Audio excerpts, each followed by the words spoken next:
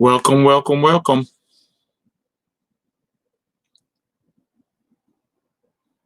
As probably many of you do, we're in a stay-at-home lockdown. So I figured I might as well do some listing.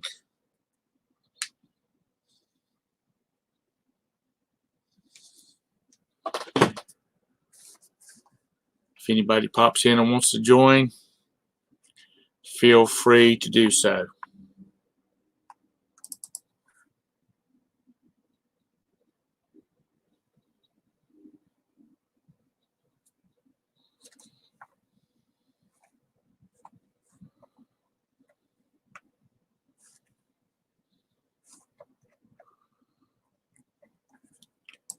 Because it has been a day.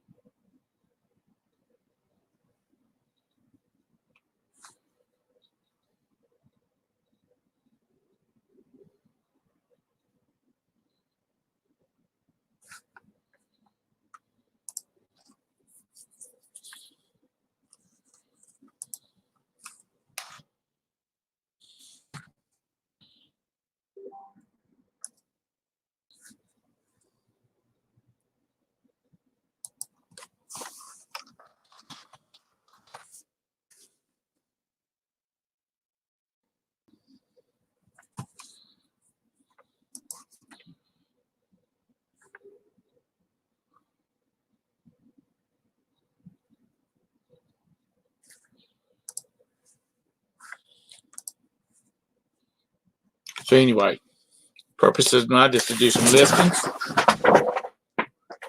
and destroy the place. So let's get to it.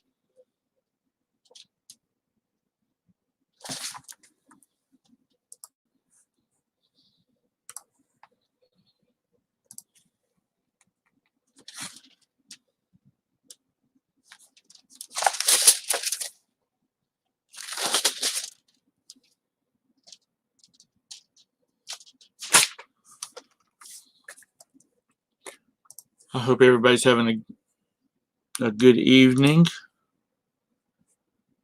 This whole corona stay at home has got to be a real pain in the rear end.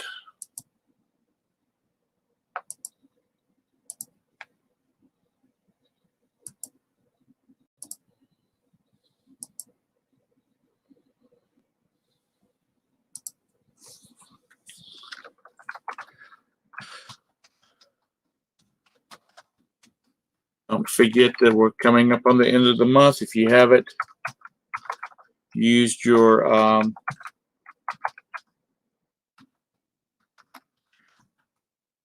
shipping coupons, if you've got a store, you need to use it.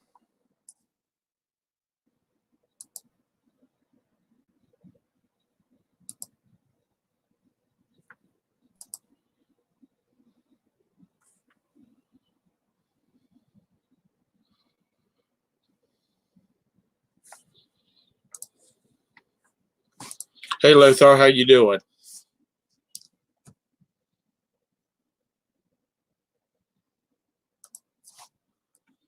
You got time to come in for a little while?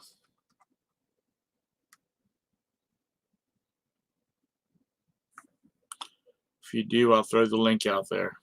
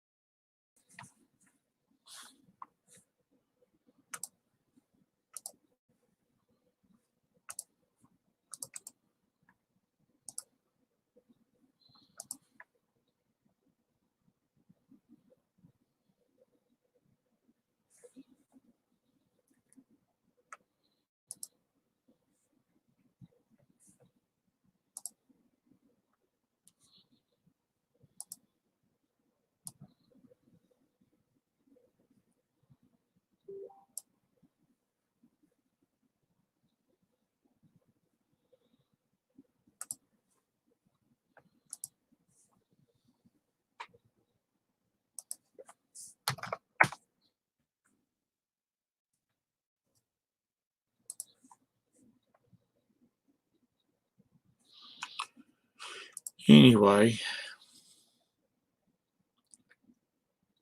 I just picked up my son at school, and there's virtually no traffic out, except on the belt loop.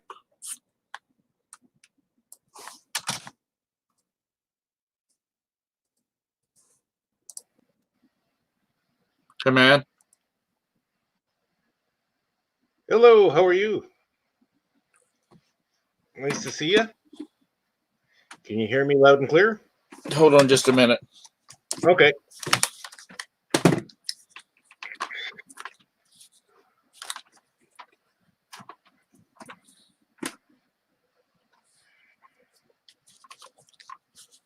Say it again. Can you hear me loud and clear? No. Well, I might, if I can figure out what. I haven't been on this dadgum computer in In ages. literally about a week, and I've come back. Okay. I've been my wife's been working home, and she's confiscated some of my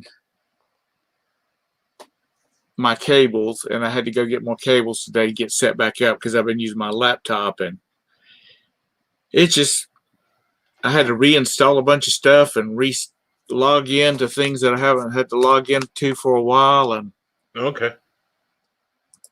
just been a pain in the butt. This now you're in like the middle of Canada, aren't you? Yes, I am. Are y'all? Where are y'all at as far as this coronavirus? We're pretty bad right now. Actually, people are not distancing themselves from each other. So it's still going up. You know what I mean? So we got Right. a couple of deaths, of course. I think the total we got 56 deaths. There's probably over 6,000 infected. So Yeah, y'all sound like y'all about up there with us. Our city is on lockdown. Well, stay at home, and then same here. unless you're one of these, necessary businesses, they want you to stay at home. But our governor was doing some lecturing this afternoon because people are not.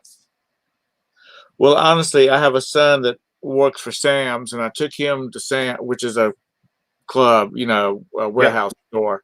Yep. And I dropped him off at work this morning, and then I went to a Walmart to pick up some stuff, a few groceries, and the cables I needed to work with. Okay. And the Walmart was full of kids.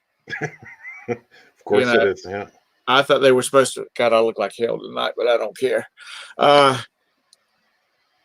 thought they were supposed to be all off, home doing homeschooling work and all that kind of mess. Apparently Well, not. no, and the whole thing is a lot of people don't know what happened 100 years ago with the Spanish flu, what's close to the corona flu what we're having right now. Right. A lot of people don't know that if you were immunized for smallpox, that you're at high risk with the coronavirus. If you have asthma, if you were a smoker, people are not even washing their hands, and they don't know how to wash their hands properly.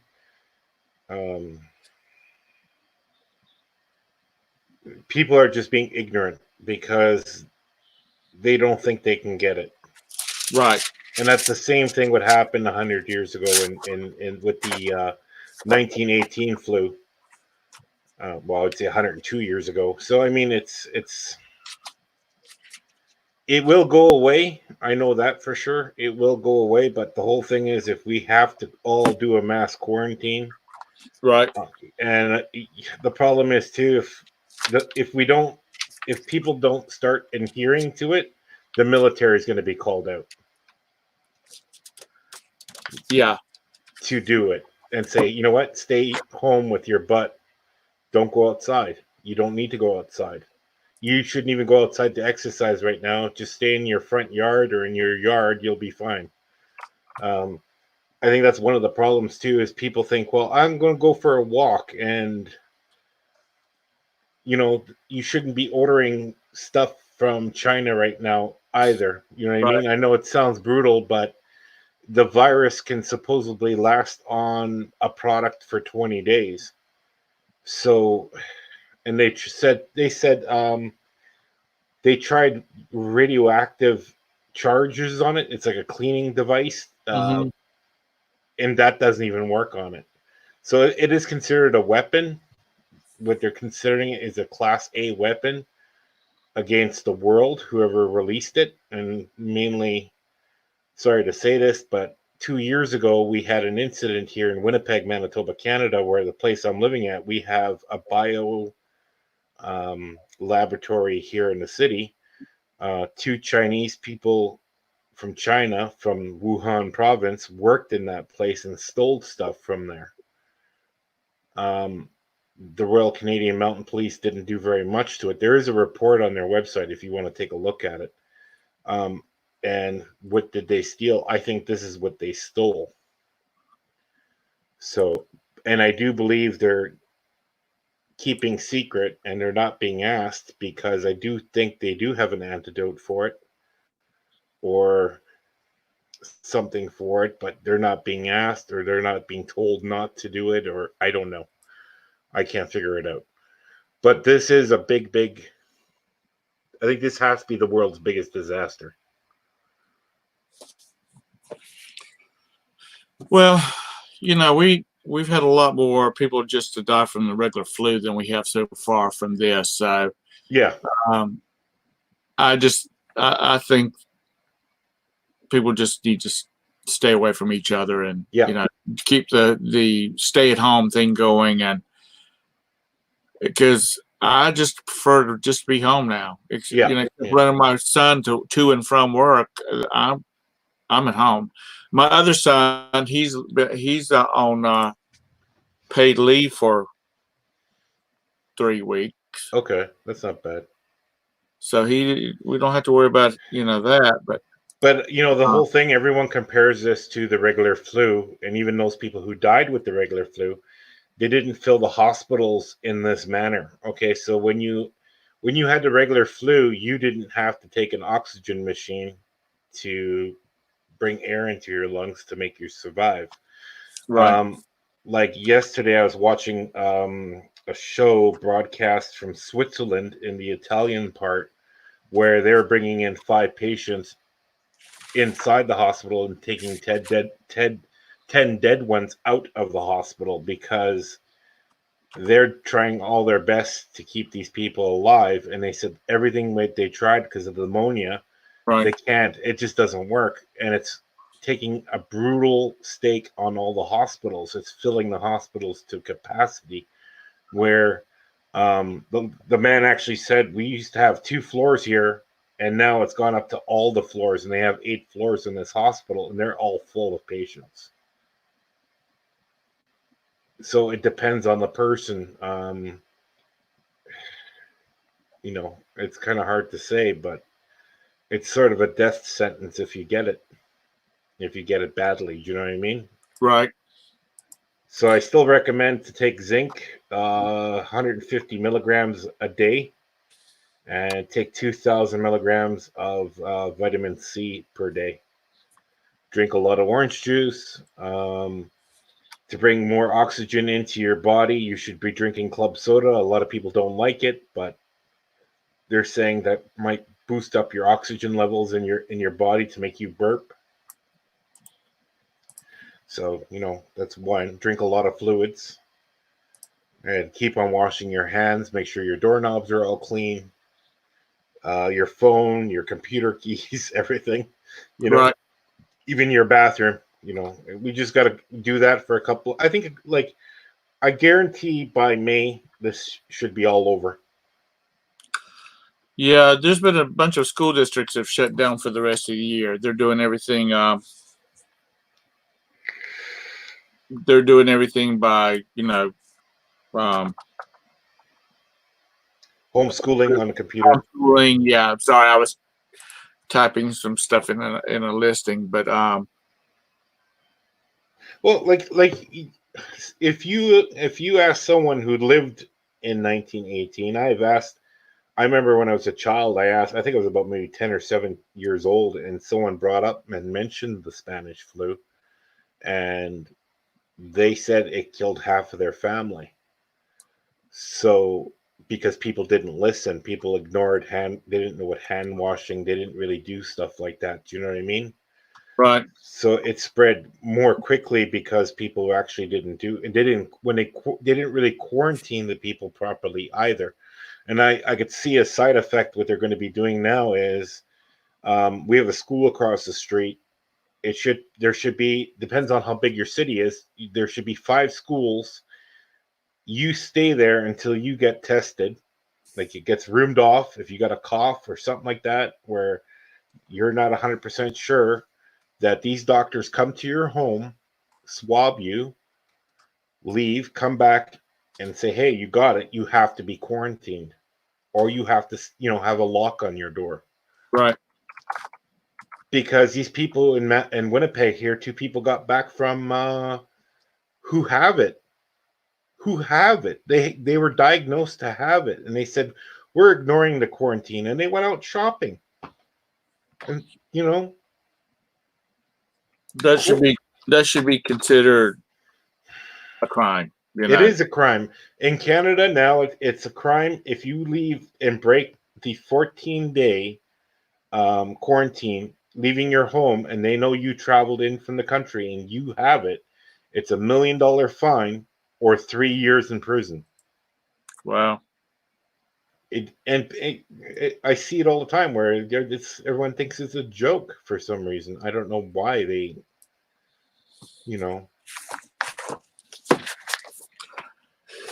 Well, it isn't. It's costing a lot of damn money, and our people are getting ready to spend $2 trillion. So, Well, they're going to spend more if people don't adhere to it, because yeah, I guarantee the military is going to be called out soon, because not for, and people are going to say right away, big conspiracy, oh, they're here to take our guns away. What's not going to happen, they're just going to say stay at home. yeah, And if you don't need to go anywhere, you don't need to go anywhere. I'm sorry, it's a quarantine. You're there for a reason. You know what I mean? Like, right, in LA right now, in San Francisco, you got all those homeless people. Um, what are they doing with them? They're actually doing nothing. They're still out in the streets. Oh, we'll give them a hotel room. We'll give them this. No, it won't work. Those people are seriously under drugs. They have to all, I might sound a little brutal, but you need to build a camp so they actually can all go to. It's just. yeah. That would not be looked upon very highly. No, no, it wouldn't. But it would no longer make that virus peak up. It would actually make it flatline a little bit. Right, I know it sounds brutal, but that's just how it is, because stores are getting broken into. Um, what's pretty bad, what's pretty nasty. I don't think you should be stealing, because if it's quarantine and we're under quarantine, you can actually get shot for that. You know what I mean? Uh, right, if if the president and the prime minister of Canada and got together saying, you know what, if this is a weapon, it's an act of war. Please don't steal. If you steal, you get caught, you get shot on the spot. No one would. No one's going to steal. right. You know, Absolutely. because people are scared. Don't get me wrong. There's a lot of people who are scared, and they're petrified of everything. That's why all the toilet paper is gone. You know who started that? You know who started the toilet paper thing? None. The Australians started the toilet paper thing because they said the toilet paper was all made in China, so they all went to the store and bought out all the toilet paper. Meanwhile, all the toilet paper in Australia is made in Australia. All the toilet paper from Canada is made in Canada. And all the toilet paper made in the US is made in the US. So someone online made something up to make something too far fetched. So people started hoarding. Right. And the whole thing is you can hoard. I don't have nothing against hoarding, but do it at a time when there's no one, like when there's nothing there. Do you know what I mean? Like you could have bought this stuff a year ago or 2 years ago, you know. And I think that's a little bit ridiculous because they put a lot of people to shame, I think. Well, it's just How's something it? we're going Yeah, to, we're how's going it in your city anyway? we're on stay at home, unless you're a necessary business, you're closed. Um, they want everybody to work from home. We've Okay. we've we've had like 7 cases, I think, here in Charlotte. How many So people? How many people live in Charlotte? hell, I don't know. Hold on a second, I'll tell you. Because we're over close to almost 850,000 in Winnipeg, and we have 27 cases, I think, starting today. 859,000 people. So yeah, As of this you're almost the size of Winnipeg, pretty much. So you could be our brother city almost in population. Do you know what I mean? So you're not from a small city, and you look at it, you're pretty low compared to, you know. But here we also have free Medicare, and it's gonna hit this city in a week. I guarantee it's gonna hit this city in a week or two. It's gonna be brutal. Well, all we can do is just kind of keep at it, and people just need to learn. They need to stay at home. I mean, that's the simplest thing. And they're going to start. Our governor said today that um, they're going to start enforcing it. So people need to get their stuff It's together and get home. but it's gonna be a little bit too late, I think, because that's what Italy didn't do. And look at Italy now. Germany had the same problem. Because my mother's pretty old now. She's what, turning 80, or she just turned 86. So I think there it's going to be a bigger problem for the older people. You know, in Italy, it was the same thing. You had a lot of older people in Italy, and that took a toll on, and everyone was a smoker or an ex-smoker. Do you know what I mean? So Right. people used to smoke a lot, and those Europeans smoked a lot. My mother never smoked, so her chances are very high to survive this. But you know, uh, depends on the person. Right. So I guess are your sales still up, or you I'm still? selling stuff, but my sales are not really that big because I have not been listing. Um, I haven't been listing like I'm supposed to, but I've Okay. really been working on it since I can't go nowhere. And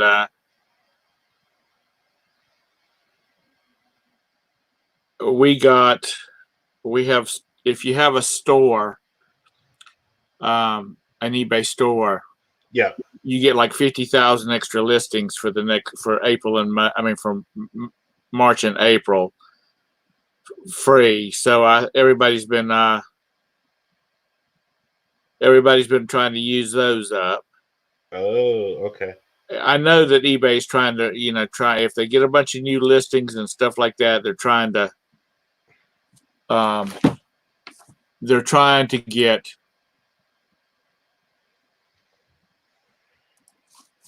Hey, Mike, how you doing? I think they're trying to get things ramped up, get people going to be at home. They're going to be shopping and that kind of stuff. Hey, the truth, how are you doing? What, girl? Sorry, my cat. She's having. What is it? You need to get out. I'll be right back. No problem.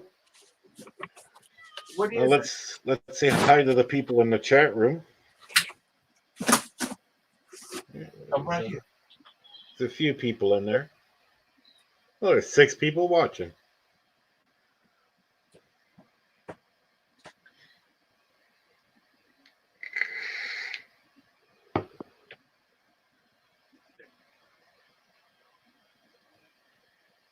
Let's see here. God bless each one of you. Thank you very much. Well, how's the weather up there? It's actually today it was a nice day. It was 44 Fahrenheit, so it was 8 Celsius. So it's getting a little bit warmer. Yeah, I've got my air conditioner on. This must be 85 tomorrow. Oh, you lucky bastard! That'd be so nice right now. We're getting the roof done as we speak. So they're the building I work at here. They're starting to do the roof because the roof is so bad, and they need to get that done. Hopefully, they can get it done. So we'll have 3 weeks of that, and then we'll have new carpeting in the building. That's actually a good thing. So because we have new owners to the building I work at, so it's going pretty well. Well, Maybe I'll win. Maybe I'll win that lottery tonight.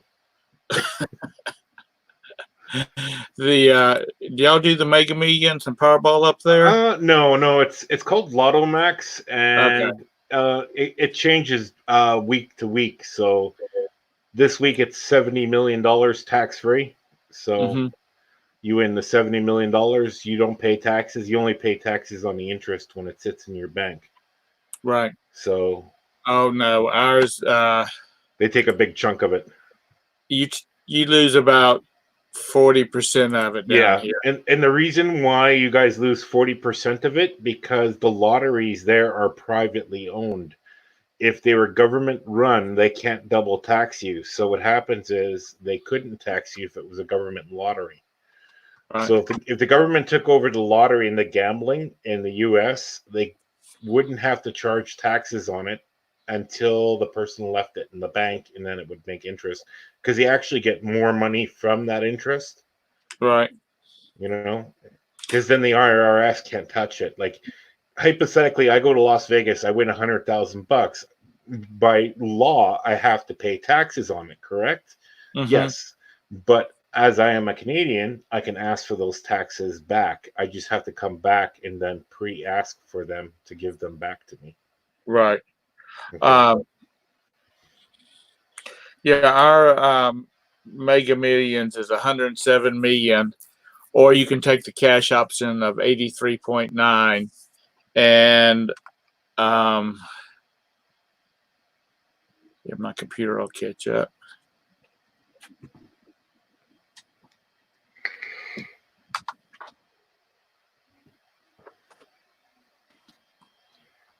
That always bugged me though, because they're always taking a huge chunk of it. You know what I mean? Like they shouldn't be taking that much off of it in the first place. Like they could take.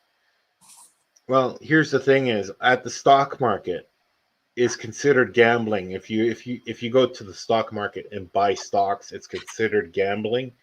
They don't tax you as much on the resell. So if you sell all your stocks, they don't tax you as much as they do as a lottery.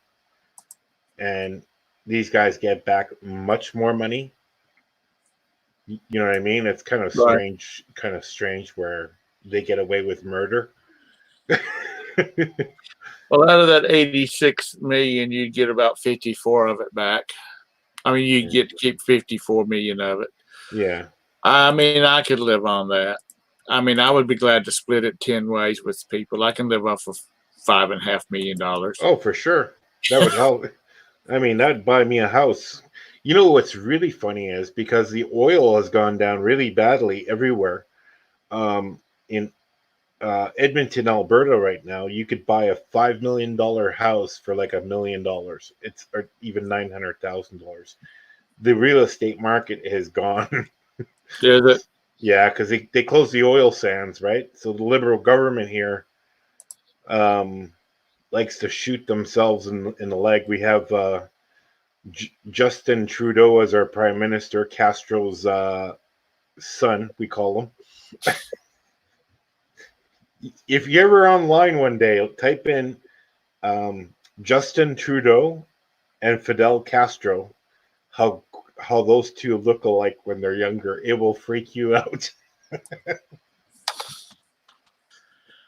I'll do that. He's such a pretty boy, though. Well, he's been diagnosed with the coronavirus. Oh, His has he? yeah, his wife got it. Um, there's been a lot of people who've got it. A lot of people who've got it and not felt too ill or anything about it. So, of course, they're politicians, so they get a different Medicare than we do, Right. like all politicians do. But I don't know. We'll figure it out as we go. I mean, we can't do nothing about it. It just we have to inspect this every 100 years or so to have a big outbreak like this. And I know people always bring back the other flus. A lot of people lose their lives in the flus. Yes, that is true, but they don't use the medical system like this one does. So that's the reason why we're under quarantine as we speak. So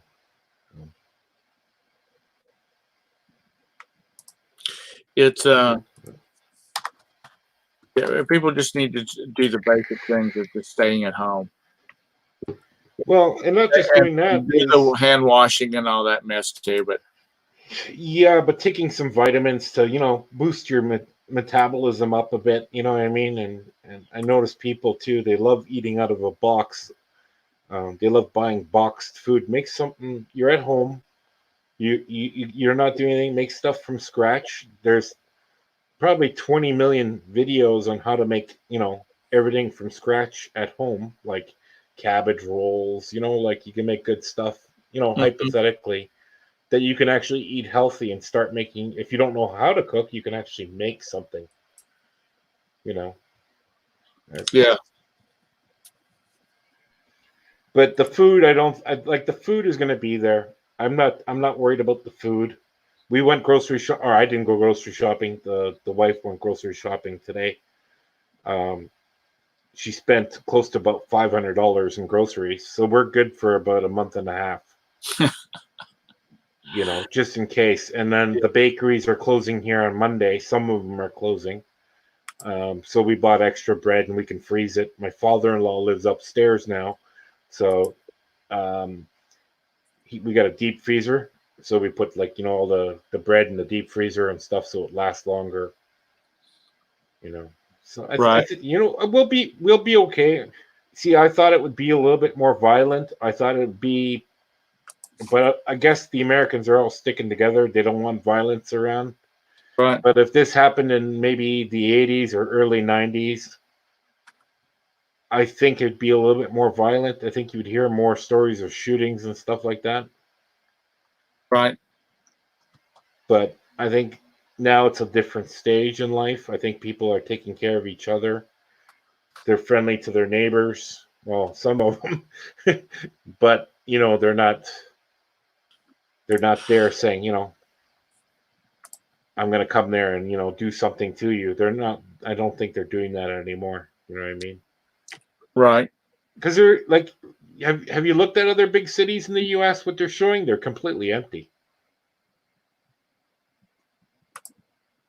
But New York City is a dangerous point, and so is L.A. But L.A. is not as bad as New York is, because New York, everyone's stacked up on each other.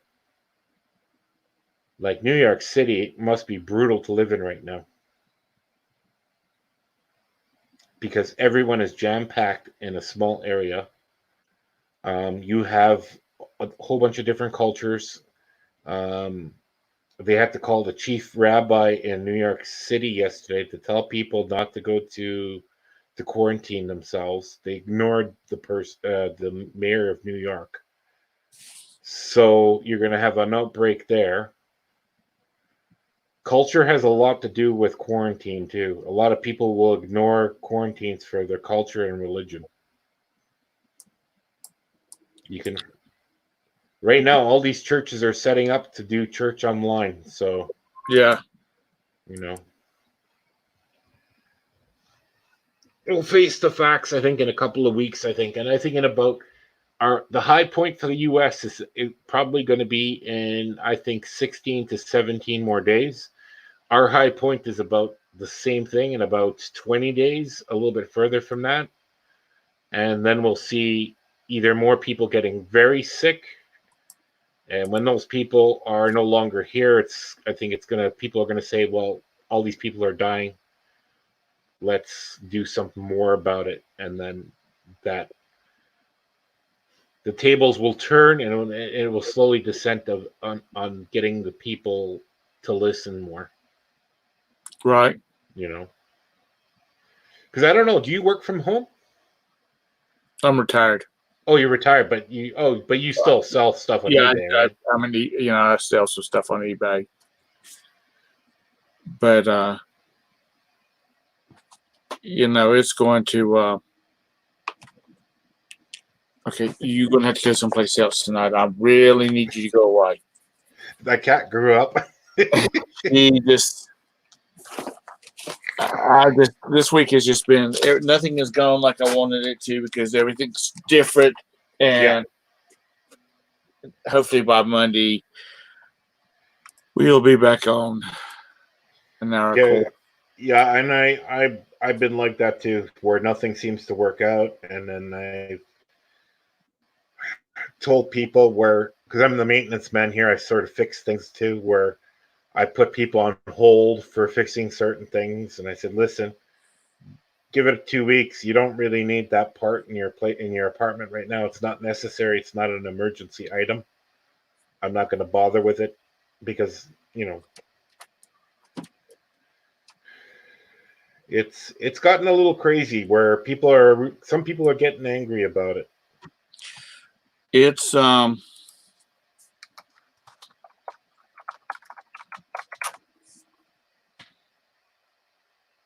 I'm sorry. It has gotten to the point where the economy is really all messed up. And I just got a news report. 37-year-old man gets the coronavirus in London, Ontario, and dies. So it's hitting 37-year-old people too. So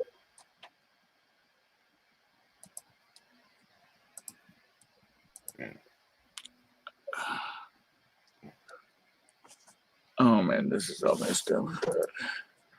My everything's just all screwed up. So how did that happen? Someone went into your computer and then what? No, I think they pushed a bunch of fixes and stuff like that. And, okay. Or it just messed everything up. You have like Windows 10, and then they just screwed everything. Yeah, and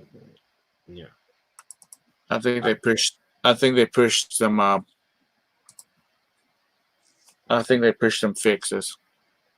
Okay. Well, there was an update a couple of days ago, so I think sometimes they change your settings. You're working from a desktop, right? Not like a laptop, right? Yeah, I'm working from a desktop. Yeah, so I think a couple of things they changed around were the settings, so you might have to fix some of the settings up. Because I think what it was, see, the United States gets a little bit different things than we do. So, but that happens. Yeah, it's a hassle though when they do it. Well, sometimes you got to be careful for getting viruses, right? You can get adware and stuff like that can really wreck your computer up. And this one here has a problem where it likes to overheat and just lock itself down. And Right. I'll be talking to somebody, and all of a sudden it'll be shutting itself down. And then And a lot of people don't go live anymore or don't make videos anymore since StreamYards is no longer free. Right. Um, you know, a lot of people don't. I don't know. People, there's a lot of people who don't discuss certain things on their channel and stuff like that. And you know, you have to, it's just if they like to talk about certain things, because a lot of people don't like talking politics or religion on their channel, and that's fine with me. Right. It's or if it's a business thing and selling stuff, that's what your channel is all about. Like me, I tried selling stuff. I have I have two hockey jerseys I've been trying to sell online. I can't get them to bite, and they're really, really um, they're older hockey jerseys I got free, and I put them out, and no one seems to like them. So you try your best. Maybe one day they will sell. Do you know what I mean? So Right. I'm not on eBay. I'm on the thing called Kijiji here on Canada, and it's a little bit different. And people here try not to pay high money on anything. They'll try to lowball you on the price. Because on eBay you could pretty much look on who's selling what, right? Because you could actually say, well, this person's selling the same item as me, so I'll go down a few cents so I can get the next buyer, right? Right. So, Yeah. They'll beat you to death on well, if you have on it. quality, what is your main selling? What are you selling right now? What you want to get rid of, like your main object you want I to get got a rid of? little bit of everything. Okay. I'm not I don't sell like one certain type of item. I have a little bit of everything on there. So you're not selling clothing or anything like that. You're I've selling got more. I've got some clothing, but that's not my main focus. Okay. Because the people that I know that are doing really well right now, first of all, they're listing a lot, Yeah. but they're also their product is all across the board. They're selling a little of everything. Yeah, and they're going shopping at thrift stores to buy them, and then putting it on eBay. I've been noticing that's the trend now, where a lot of the guys who used to go to garage sales to find their objects now just go to thrift stores and buy their stuff and try to sell it. You know what I mean? Well, the thrift stores are getting down here are they're like Goodwill, which is a major Yeah. chain. They're selling their own stuff. They have their own website called Shop Goodwill. Okay. So anything that comes through, excuse me, anything that comes through that they can get a good price for, they are they're selling it, themselves. They're not selling it on the floor.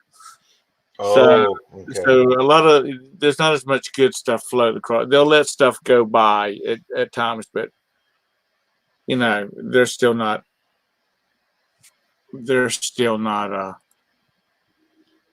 Well, there's a lot of people that go garbage dumpster diving, right? And then they right. find stuff and they put it on online. So there's a lot of stuff like that. And me, I like a lot of commercial items. That's my favorite thing. I love signs and stuff like that, and advertisements, um, older ones if I can get my hands on them. Um, like I know a guy I sold my Pepsi machine to. I had a 1950s or 1940s Pepsi machine. Um, he's trying to sell. I sold it to him for $3,000. He's asking for 8, and he's had it for 10 years. So, and Wow. it's on eBay. It's always on there. I always look at it, and it's always on there. And he can never. I think someone offered him, I think 3,000 or something like that. You know, it's you need a person who has an interest in that item in the first place. Yeah. That's the whole thing. That's where I was going to make a website called Interest. And if you had a hobby or something like that, and you could, I have an interest in certain things, I'm looking for such and such, item. So, like, hypothetically, I like trains. I collect HO, and then if you have anything you are willing to sell to me, I'll take a look at it. So that was the website I was looking at to build. I didn't have any takers on it though. Right. Yeah, because it'd be interest. Like, there's a lot of stuff would interest me to collect, but there's a lot of fake stuff. That's the problem. And Amazon is a big one for that. They are selling a lot of fake goods and getting away with it. Yeah, but it's they're slowly coming down on them. They are pretty hard. They've been hit pretty hard right now. They they're not allowing any items to be shipped in. They just because their people are overwhelmed with just trying to get everything out. Yeah, yeah. Mm-hmm. So it's a case where um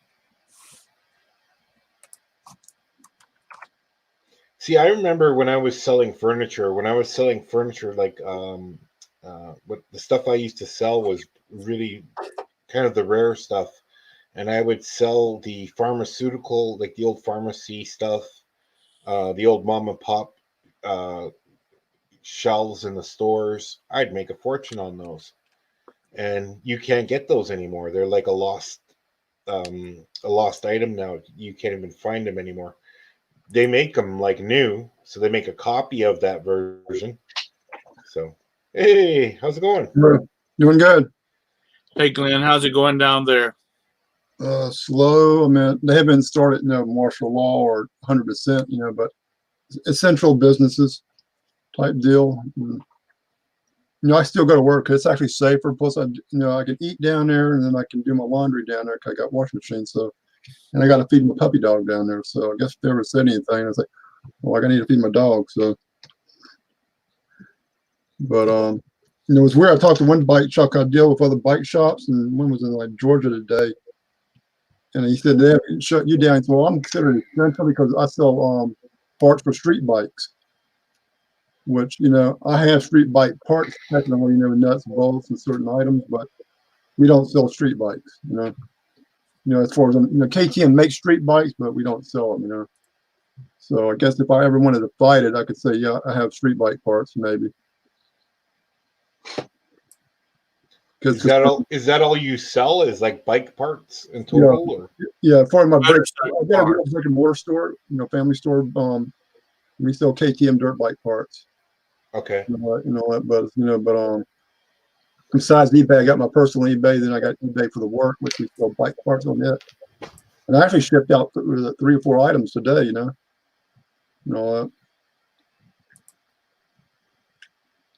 But I'm waiting for them to shut even that down. I'm kind of scared of that because they say if the virus can live on cardboard for 24 hours or metal, Mm-hmm. and it's hard to wear gloves if you get contaminated.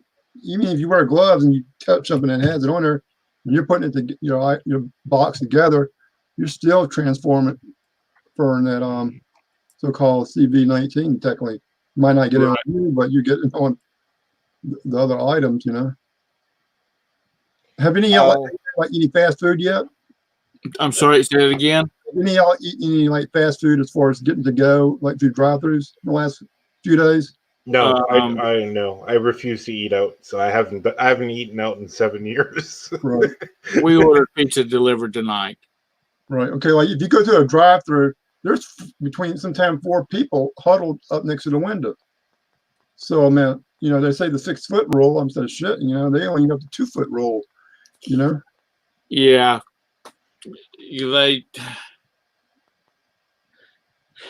This is going to really hurt some fast food joints that's been hanging on by their teeth as it is. But yeah, they're talking about a 3%, probably a shutdown forever. For the whole United States.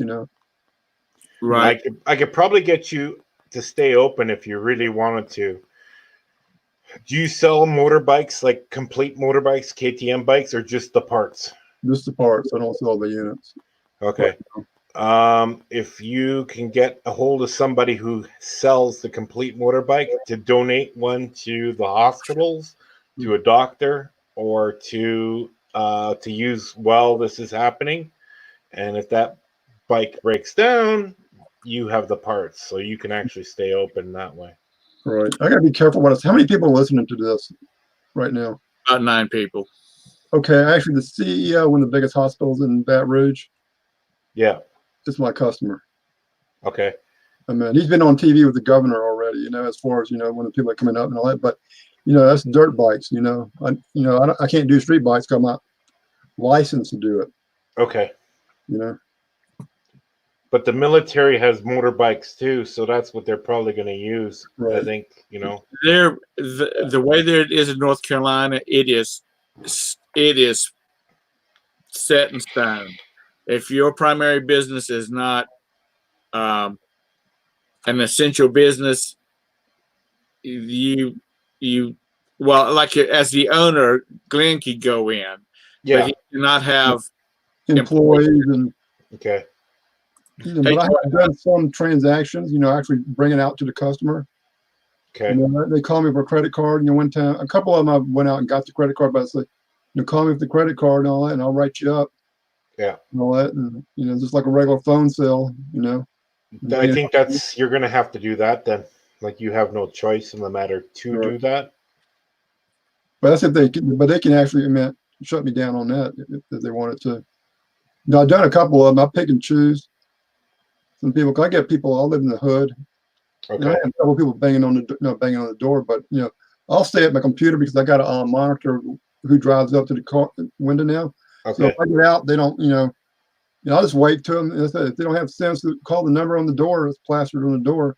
Yeah. I got the sign. I don't do mini bikes. I don't do this. I don't that. I only sell KTM parts. So okay. Usually, if I get a call, but still, people call me and say, "Hey, you got an inner tube for a little Chinese bike?" And I said, "Nope." Okay. Now, why can't you sell like regular parts for like street bikes? Because I choose not to. Because KTM makes the bike because, like I said, some of the parts are so expensive, and it's just like a different entity. It's like how you got Toyota and with Acura, right? A Toyota can't sell or Honda can't sell Acura, but they have to give a different franchise. So it's technically two different. Right. And a lot of the street bike stuff is a different entity. Right. You go order a certain part, and they'll tell you, they'll kick it out, so you can't order this part. Oh, okay. But you got some full-fledged dealerships that sell from the dirt bike all the way up to the road racing bike almost. So you're not like a Napa, where you got parts from all over the place. No. Now back in the day, back in the like early up to 2000, I had Honda, OEM, Kawasaki, Yamaha. I used to order from my warehouse and get OEM parts. And I had more OEM parts in my shop than the OEM dealerships in Baton Rouge. Hey, can I ask a question? Now, hypothetically, you want to open up a little business on the side of that business, and as maybe in a different room or whatever, but you're only selling, say, parts for generators or parts for compressors, what everyone needs. You know what I mean? Like, right. That would be like a little side business, which can keep your other business open as well. Well, I guess like a Honda shop sells Honda generators. Yeah. Yamaha has Yamaha generators, but I don't sell any type of generator because one thing, I don't have the room for it. I got, I got zero. I got my eBay stuff mixed in and over there on certain shelves at my work, so I can operate my eBay store from work. All my listed items on eBay are at my work. Anything behind me is not listed. Okay. So if I sell something during the day, I can ship it up that same day, or if I get on the computer after I'm talking to you and say, "Well, I sold something," when I get to work, I'll pull it and box it. Okay. But I can operate my eBay store from work. All my listed items on eBay are at my work. Anything behind me is not listed. So if I sell something during the day, I can ship it up that same day, or if I get on the computer after I'm talking to you and say, "Well, I sold something," when I get to work, I'll pull it and box it. is y'all have never sold complete bikes. Yeah, I have. Oh, you have? Yeah, in the past. That's a long story why I can't go into it. You know, kind of like a non-disclosure agreement why I don't really talk about it. Okay. Not a But problem. that sounds expensive. Well, yeah, like today's bike, like I say, like what I used to ride, 250 or 300. By the time you pay tax, about 11 grand or 10 grand, you're gonna be walking out the door. Right. You know, and that's the type of bike where when you go ride, like you go ride a mud event, you might blow that bike up. You go into a deep mud hole or something like that. You know, when I say deep mud hole, I'm talking about submerge it. You know, that might cost you $2,000. Yeah. You know, or just a basic mud race, brake pads and chains, that could be $300. This will ride in like a 2-hour event where you rode in the sloppy rain. If you just got one that you fun ride, you can mess up something on it and it cost you Well, yeah, you ride the same bike, whether it's a race bike or just trail riding. Right. Unless you find a good used bike, for like a few grand and all that. Yeah, I'm looking at the bike right now. They have cool looking bikes. I mean, like their dirt bike, which almost looks like a street legal dirt bike, looks gorgeous. You know what I mean? They got like a couple, like what they call the EXE models for like 4-stroke. They're road legal. They got knobbies and everything. DOT knobbies.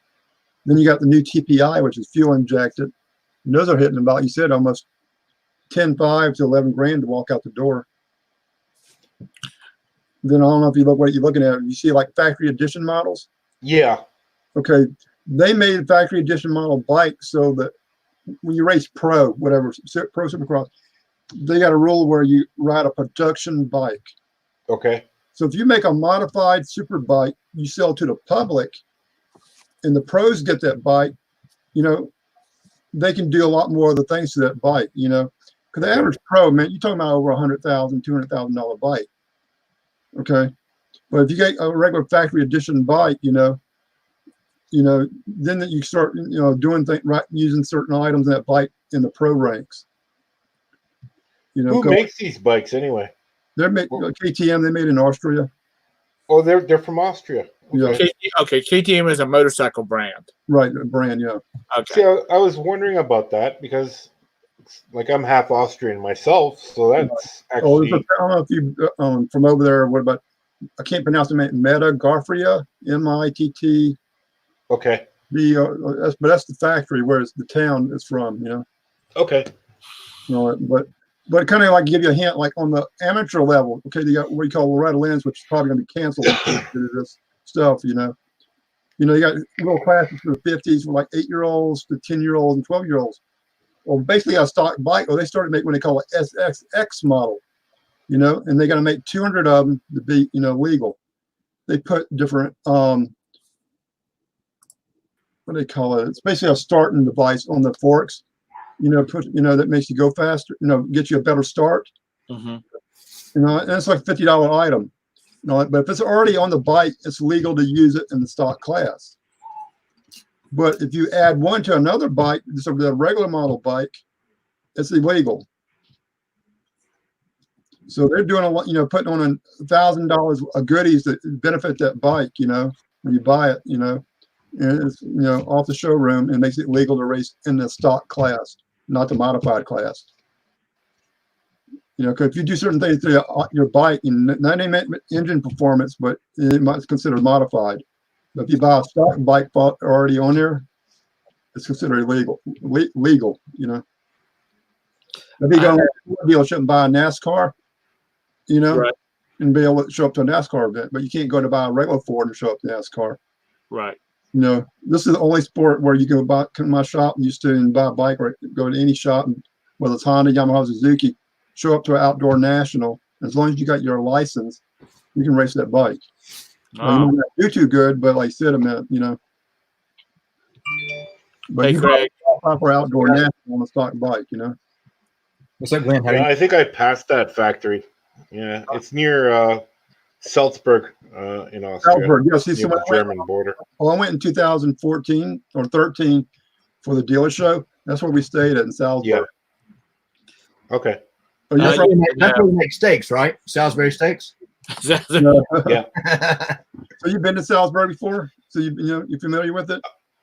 Yeah, my father lives in, well, he passed away. He lived in Linz, Austria. So that's probably 120 kilometers. I'm in kilometers. Right. Probably 100 miles more west. No, yeah, east. Sorry, towards Vienna, Austria. Right. So I lived in Vienna, Austria for 2 years myself. So I lived in Berlin, Germany for 10 years. So were you a choir boy? no, thank God, no. I used I used to have a Kawasaki 125 dirt bike, and my brother had a Harley 250 dirt bike, That would be worth money now. A Harley. and we had nothing in those. We had like $100 in both of them.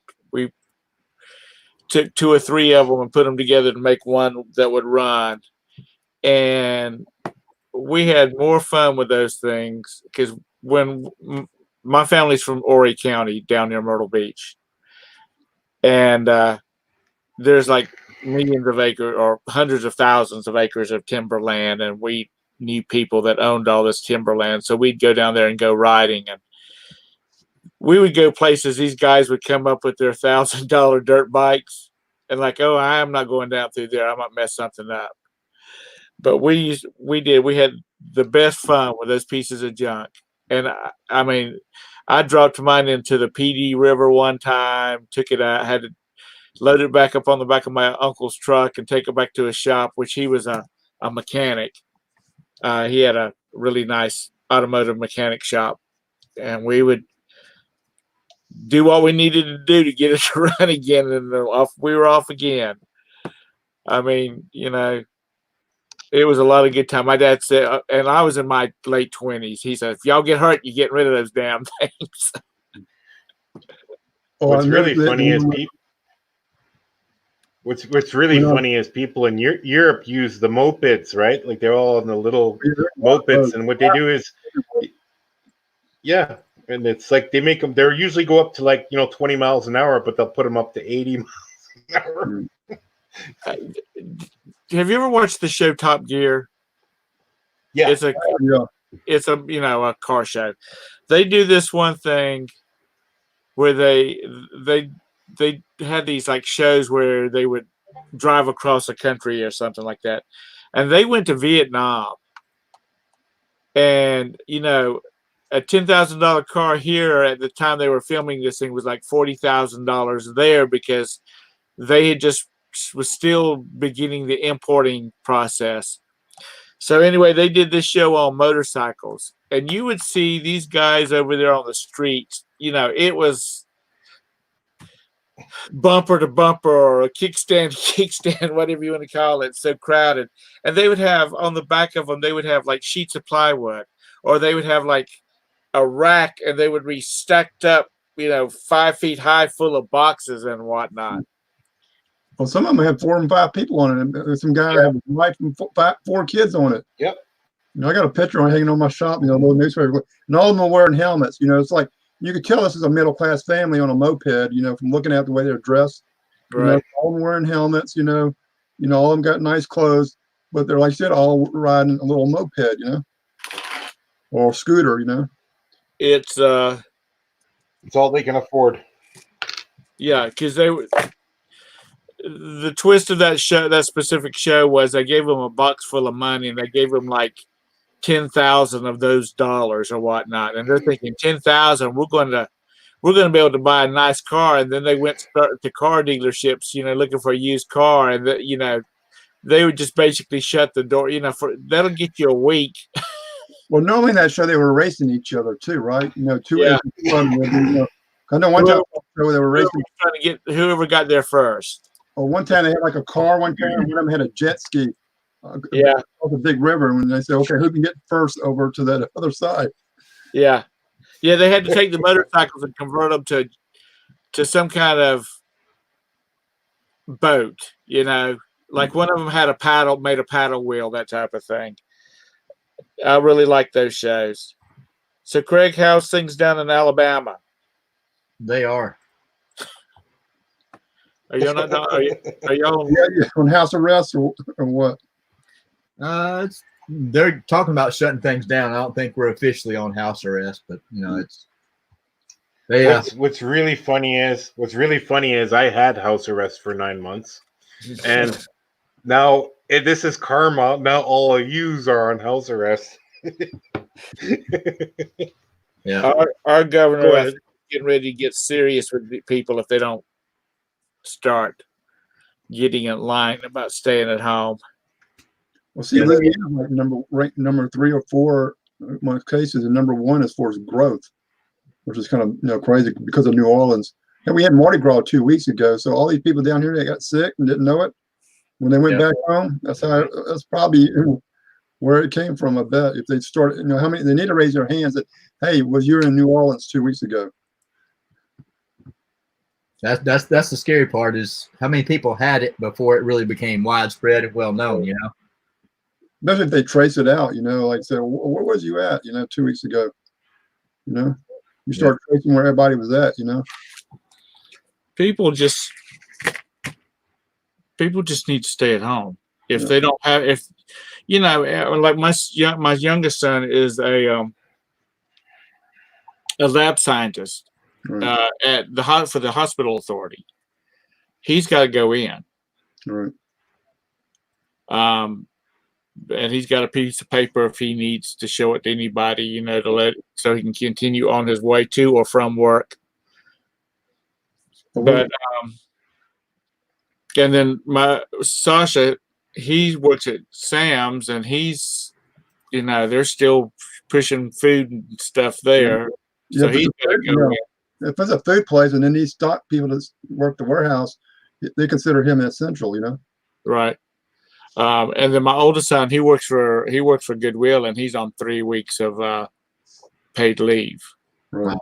So I don't want to go in a Goodwill. I thought about it, it was so open. I don't think I want to go in there. What's going on right now. Well, that's just it too. He was getting kind of paranoid because of his mama, because of Roberta. Her immune system is real low because of all the meds she's on for a transplant, and so he's getting kind of worried about that. But they made the decision for him by saying, we're just going to shut down for 3 weeks. Well, this past Friday, my mom was in the hospital for appendix, and she went and got all kind of work done that morning, and then they said, she calls me about, I guess, 2 or 3 o'clock and say, hey, I got an appendix problem. I got to go to the hospital tonight. So I didn't know if she was going to be in 2 or 3 days or not, but it was an in and out deal. Right. It wasn't in there too long. By 7 o'clock, or before 8 o'clock, you were still getting dusk, about 7:30. We're walking out the door of the hospital. How much does that cost? How much does that cost to do in the States to get your appendix out? Oh, God. Probably a couple grand at least. You go under the knife and all that's probably $5 grand. I bet you, $5 to $10 grand. Wow. And I'm just glad you're rough. She just having stomach problems. A couple of days beforehand, and she went to the doctor, and they said, "Well, no, if it like I said, you heard people exploding their appendix and really doing some damage." Right. It can kill you if you don't get it. What I'm saying is, it can kill you. Yeah. Yeah, killed my uncle. Actually, one of my uncles passed away from that because he was out in the field. He was a French Foreign Legion, and he was out in the field, and they couldn't get him medvaced as fast as possible. When we first got, he was in Algeria. They were taking everybody's temperature. When I went in, whatever, they would take my temperature with one of the little guns, whatever, and all that, the thermometer, Hey, flipping goodies, didn't see you come in. He fine. said he's an essential employee. I work outside, but my job requires us to go into people's houses. We try not to, but when push comes to shove, we go in. Yeah, that's what people's got to. I mean, that's just what they're having to do. And there's a guy up the street who is a plumber. He has his own plumbing business, and he's been so damn busy since this has started. It's like everybody's at home, so they're like, just call the plumber and get this stuff fixed. Yeah. Ooh, excuse me. Hush. I get up at 5 o'clock in the morning. You're going to have me asleep in a minute. Huh? You're going to have me asleep in a minute. Oh, sorry. I'll start muting.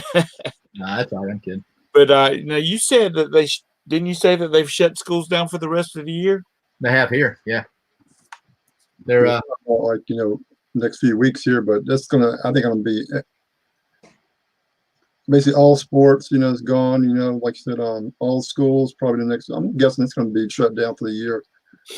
I think they pushed it. I think they're going all remote, homeschool. Yeah. All that here. Yeah. I think they've got. They pushed it here.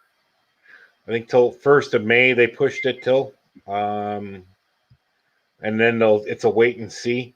I think that's what they're going to be doing. And then the teachers are already they're already crying murder because they're not getting paid for being off. So right, it's different in Canada, I guess. But Flippin', are you with one of the big three, or are you one of like the local internet provider? The big three. Yep. Charter, Comcast. Flippin' has a nice logo. That's the big three. And they're taking a damn beating right now with all the sports stuff. Oh yeah. All any advertising company is taking a beating. Well, I know like somebody on the radio today, like ESPN, they're going to start showing Disney movies, but they said there's a lot of Disney sport movies. Yeah. So they're going to, like, the Mighty Ducks and all those different baseball, Disney films. They're going to be showing that on ESPN now to kind of use it for filler. Yeah. But you know what? My wife works for a cable company, and we watch very little TV. Well, here's the problem. TV right here, YouTube. Do I? Yeah. That's basically 90% of my TV is YouTube. Now I watch when I'm eating sometime in there. I'll turn the TV on, or if I'm cooking, and listen to it, or the news. But once I can bring my plate and eat it right here. Well, we have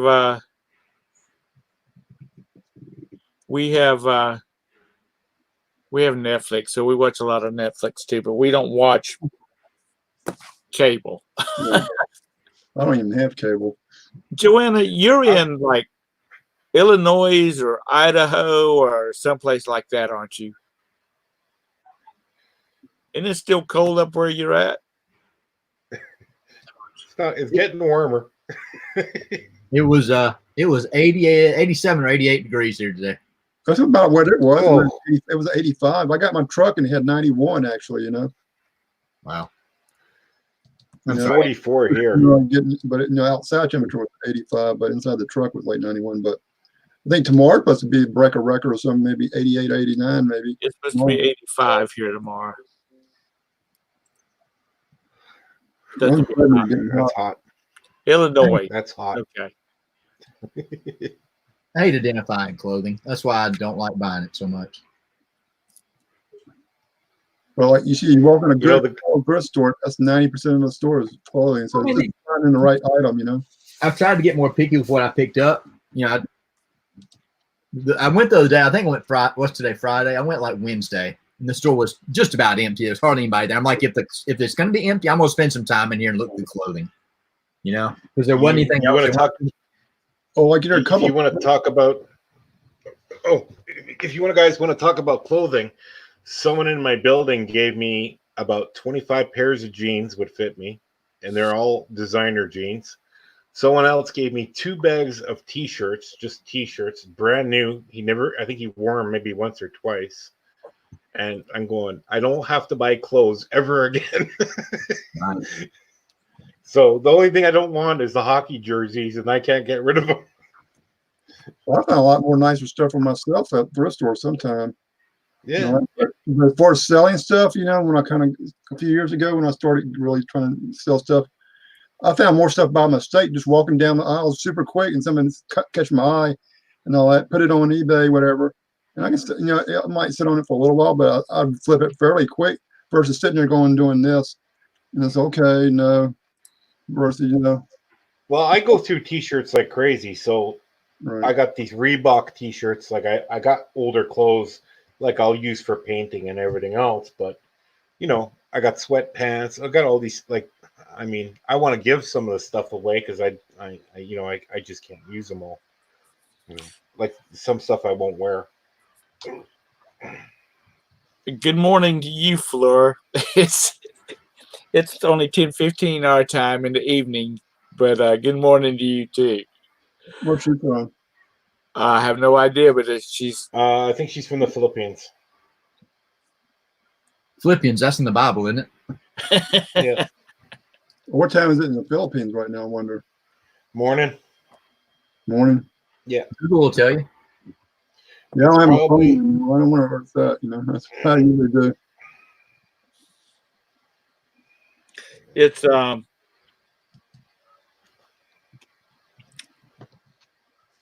Yeah, I sent some stuff to Singapore. What time is it in the Philippines right now? I got a message popped up on and kind of for a minute. 10:16 p.m. Sorry, it's the 28th of March there already. It's So it's Saturday morning there. Yep. Yeah, y'all take care over there. What time is it in the Philippines? It's I don't like I'll drop Sergey off at his store and I'll do a quick run around 17 more. hard goods they've got. But then I'll pick him up and he'll say, well, we got such and such and such and such in today. And I said, what did you do with it? He said, we had to stick it in a pile. They send it to their online sales department. I've looked at some on Shop Goodwill, but they, time they throw that handling fee in there, and the shipping can be a little high at times too. That's it's it's not cheap. I mean, reseller market, which maybe they're not wanting the reseller market. They're wanting the end user market.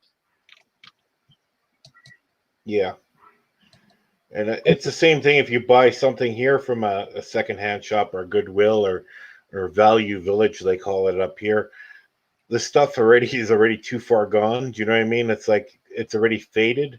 Right. So it looks like a lot of stuff. You have to get there early in the morning to find the stuff because they put it out at night or after the shop closes or during.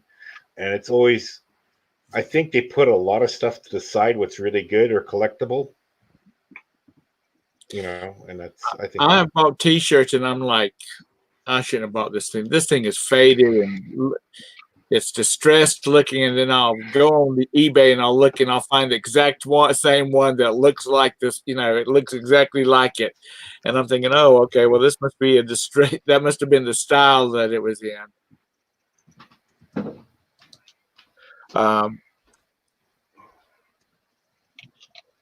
Tuesdays around here is Old People's Day. So Is that when you show up? I go in there because I get 25% off. So here's these hockey jerseys. Hey, that's the Flyers. Yeah. So that's the team. Well, what part of Canada are you you? See how much? So and I got two of them. So I got another one here. That's the other one. Yeah, and then this one's number 18. I don't even know who this guy is. I don't know who I don't watch hockey, so that's Richards. Yeah. And the other was Carter. Or Richard. Yeah, and I don't know. Yeah, if they could be from either French Canada or from France, and they could be Richard instead of Richard. Well, like David, it's like David sometime, because I used to call this person, he's coming in here, and they call him David. And I'm saying, her name is David. No, it's David. You kind of do say it the French way. See, I knew. Yeah, but you can't wear Fleur because I watched the Harry Potter movies. Fleur de Lis. Yeah, that's down there in New Orleans. Yeah. The funny part is you can't wear these here because everyone's a Winnipeg Jets fan, and you can't walk into the stadium with that here because people will pretty much, throw a beer at you. They'll throw their $20 beer on your jersey. We used to go and watch the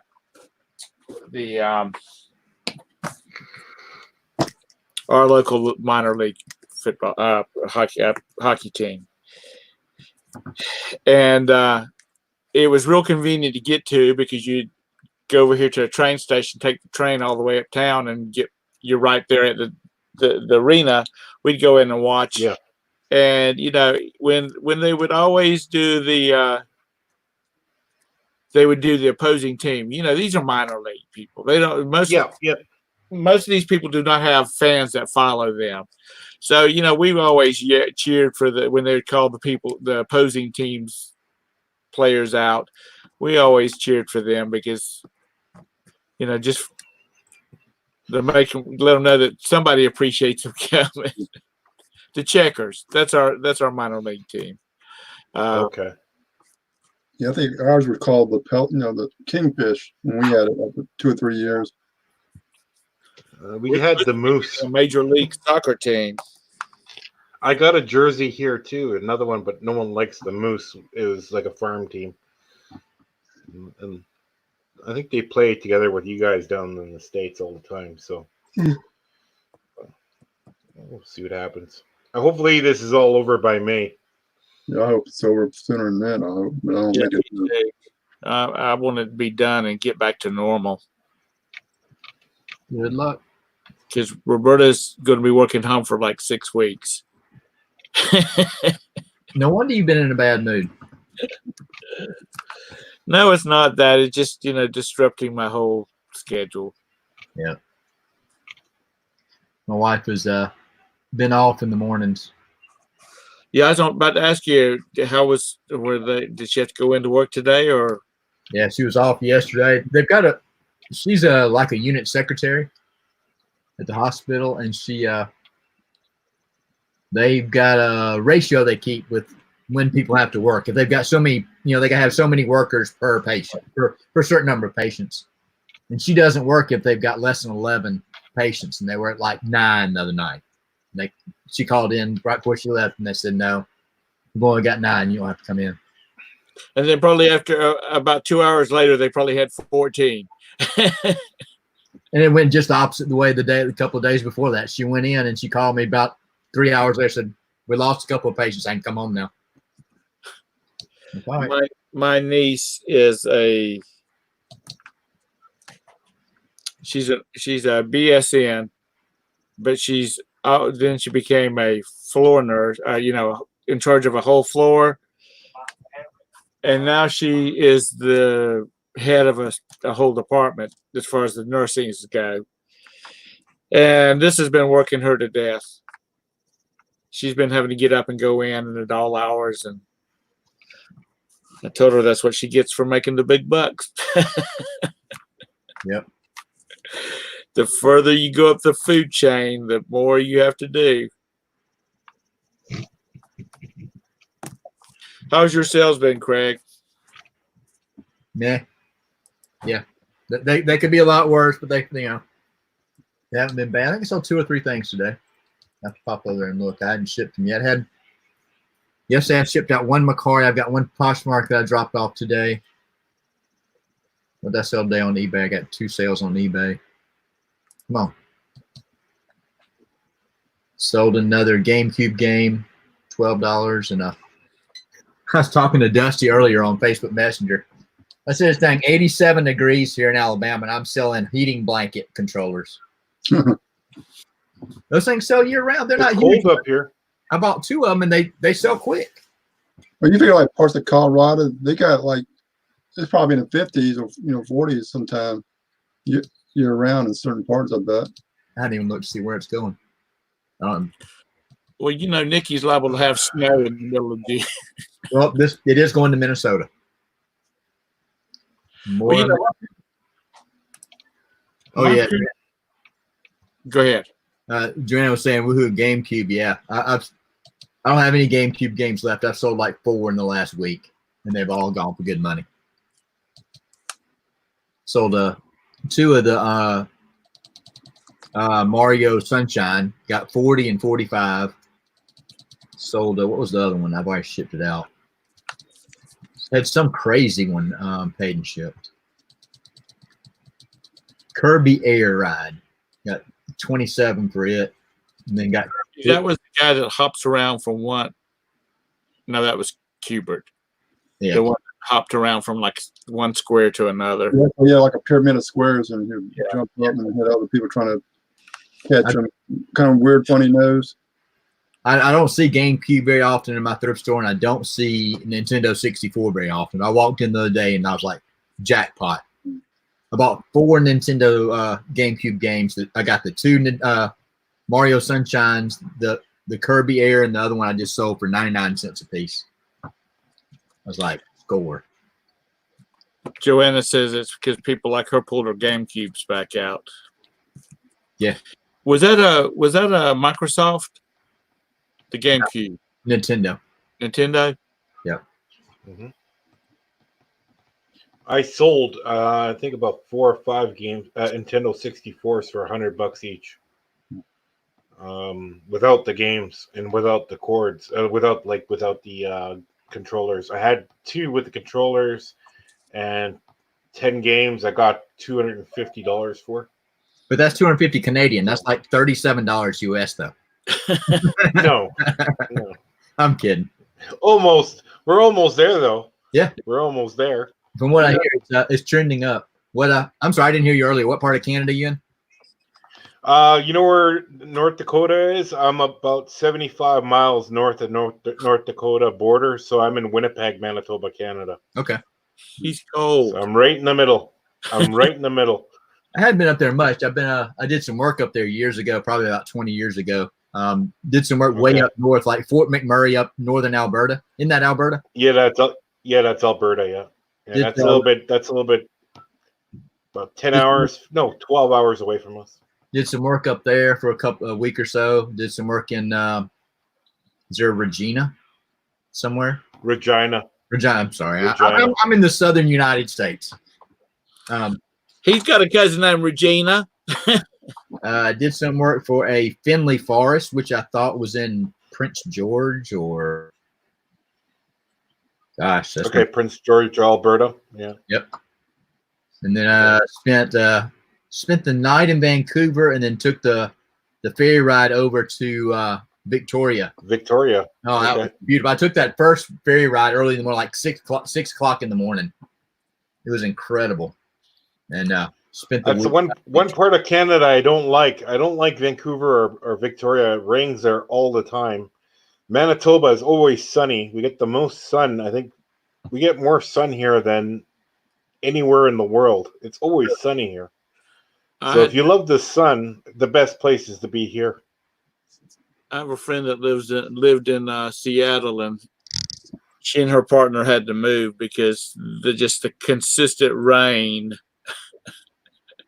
It's always raining there. I can't stand it. Like she was molding, because of all the moisture. Or do you have like a mailbox border that you use to like get stuff? Me? Yeah, being in Canada. I know a lot of people, if they live right across, not far from the border, they use a U.S. There's a lot of usually mailbox centers around the border usually. No, I don't. I don't use anything. I don't really sell to the States. So if I do have something, I'll just sell it local, like in our city. Right. And because the person can either pick it up or I can drop it off, because postage is really expensive here. So if I would say hypothetically, I'd send you these 2 shirts through the mail. You probably have to pay customs and duties on them when you get them anyway. If I'd sell them to you for $20 a piece, it's going to cost me about $34 Canadian to ship them to you in the States. I know I sell a lot of stuff to Blaine, Washington. Yeah. Right across the border. I got customers that live in Canada. They just drive over, and get their stuff in a mailbox. So I didn't know if a lot of that happened. And you're not allowed to do it because a lot of those guys don't declare their stuff, and they get into trouble that way. Right. There's a YouTube video of it's the Canadian U.S. line, and it runs right down a street. Yep. And the people on That's in one Quebec, side yeah. of the street or in Yeah. the United States, and the people on the other side of the street are in Canada, and they can't cross the street like their neighbors No, across. they Wow. I'm sure that they they, used to be. huh? They used to be, and before 9/11 happened, Right, those people could walk freely across the street, right, and they are complaining about that because it's ridiculous. So what they want to do is make it a green zone that only those people on those streets can mingle with each other right. like a private neighborhood. But President Obama would not sign for it. He said they actually wanted to put a fence through the middle of the road. What made no sense. You know what I mean? It's a border town. The library is half Canadian and half American because the library is built on the border. So if you want to go to get books from the American side, you have to tell a custom agent that you have these books and you're taking them into Canada. Dang. And yeah, it doesn't make any sense. Well, I knew about 20 years ago, one of my customers being in the dirt bike business, he was down in Florida, but he went and set up these big outdoor street bike shows up in New York near the border.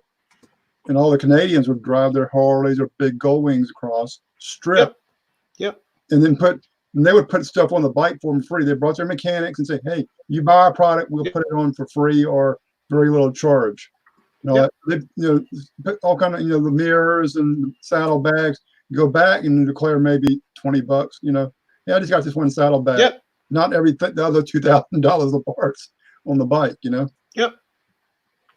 Well, there's no fence, right? Like you could walk across. I mean, if you go on the Ontario border, you got like the lakes and everything else. So there's a water, and you have to cross the bridge.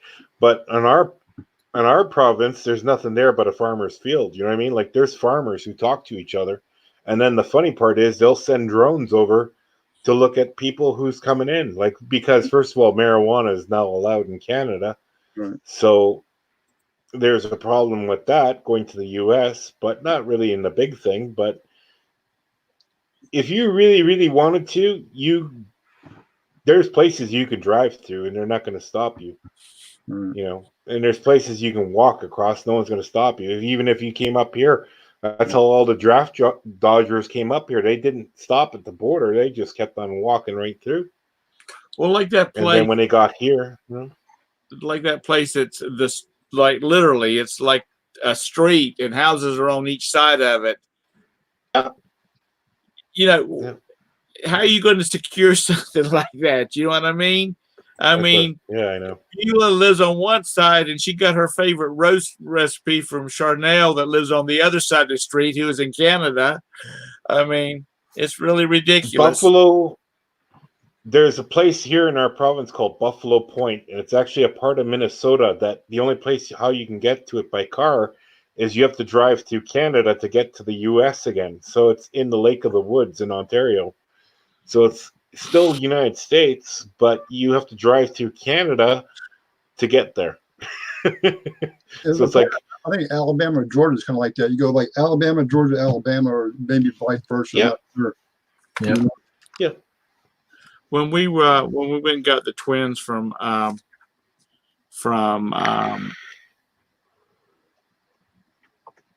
Ukraine. Sorry.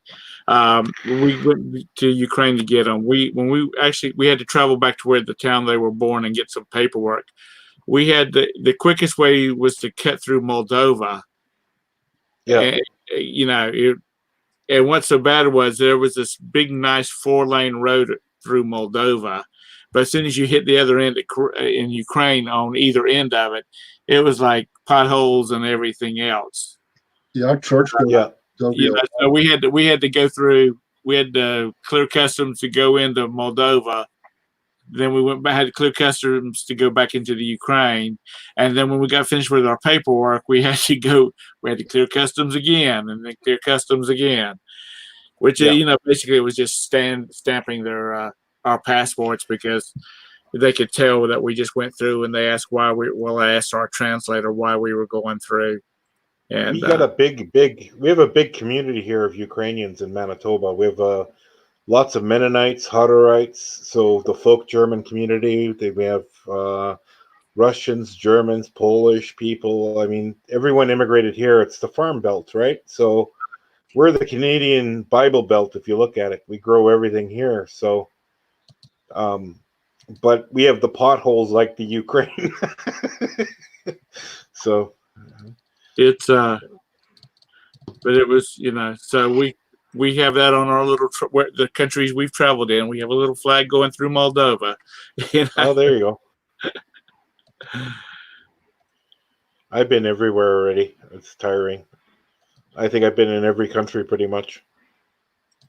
I traveled everywhere pretty much. I couldn't believe I've been to. Well, the places we've met people that are from like Germany or some Germany, and they've traveled through all the European countries, and it's like, wow, that's nice. But you got to think about it. That's like traveling, living in Alabama and traveling through all the states in the United States. We took a car from Germany. You might as well be in another country. Well, here's the funny thing. We took a car from Germany, from Berlin, Germany. We traveled all the way through the Czech Republic. Then we went to Slovakia. We went to Bulgaria. We went to Greece. We went to Turkey. From Turkey, we went to Syria. We went to Israel. From Israel, we went to Jordan. From Jordan, we went back to Israel, back to Egypt. We were with a car. Right. Then we ended up selling the car because we went to Tunisia, and then we sold the car, and then we flew back home. That's a road trip. Yeah. That's a road trip. That was an amazing road trip. I'll never forget something like that in my life. And it was quick. It wasn't that long, actually, tell you the truth. If you drove from say from Winnipeg probably to like say Texas, it would take you about a good 32-hour trip to get down there. So, but the borders are closed now, so you have to be a trucker to go down and get permission, but that's about it. Well, guys, I'm going to make coffee, and I got to make myself some dessert. Okay. I'm going to make, or my wife is going to make some carrot cake. So I haven't had carrot cake in a long time with icing. So that's what I'm dying for, a cup of coffee. I got to grind those beans. So, all right. Coffee, I'd be up all night. Well, no, I could drink coffee before going to bed. You have a nice night too. Thanks for inviting me on. I hope all you guys stay safe and quarantine yourself like me. We'll talk to you guys later. All right. See you next time. Good night.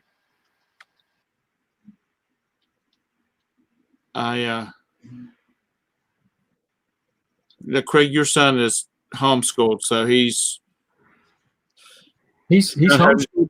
He's homeschooled, but he takes some co-op classes. He actually goes to a small school. We do all the testing and grading and all that, but he goes and sits in a very, very small class for everything.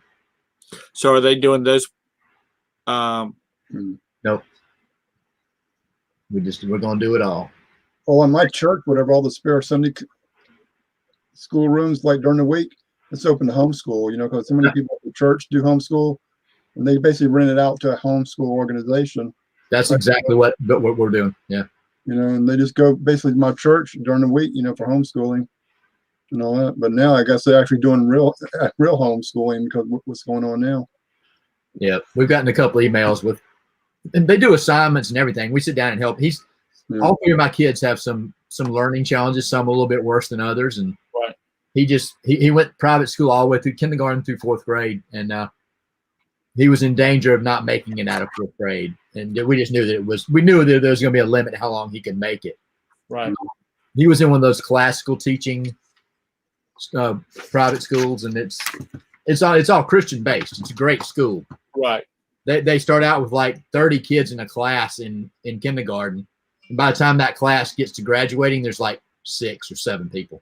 Right. Very, very small number of them make it. And it's amazing how much scholarship money those 6 or 7 kids get. Hmm. It's incredible.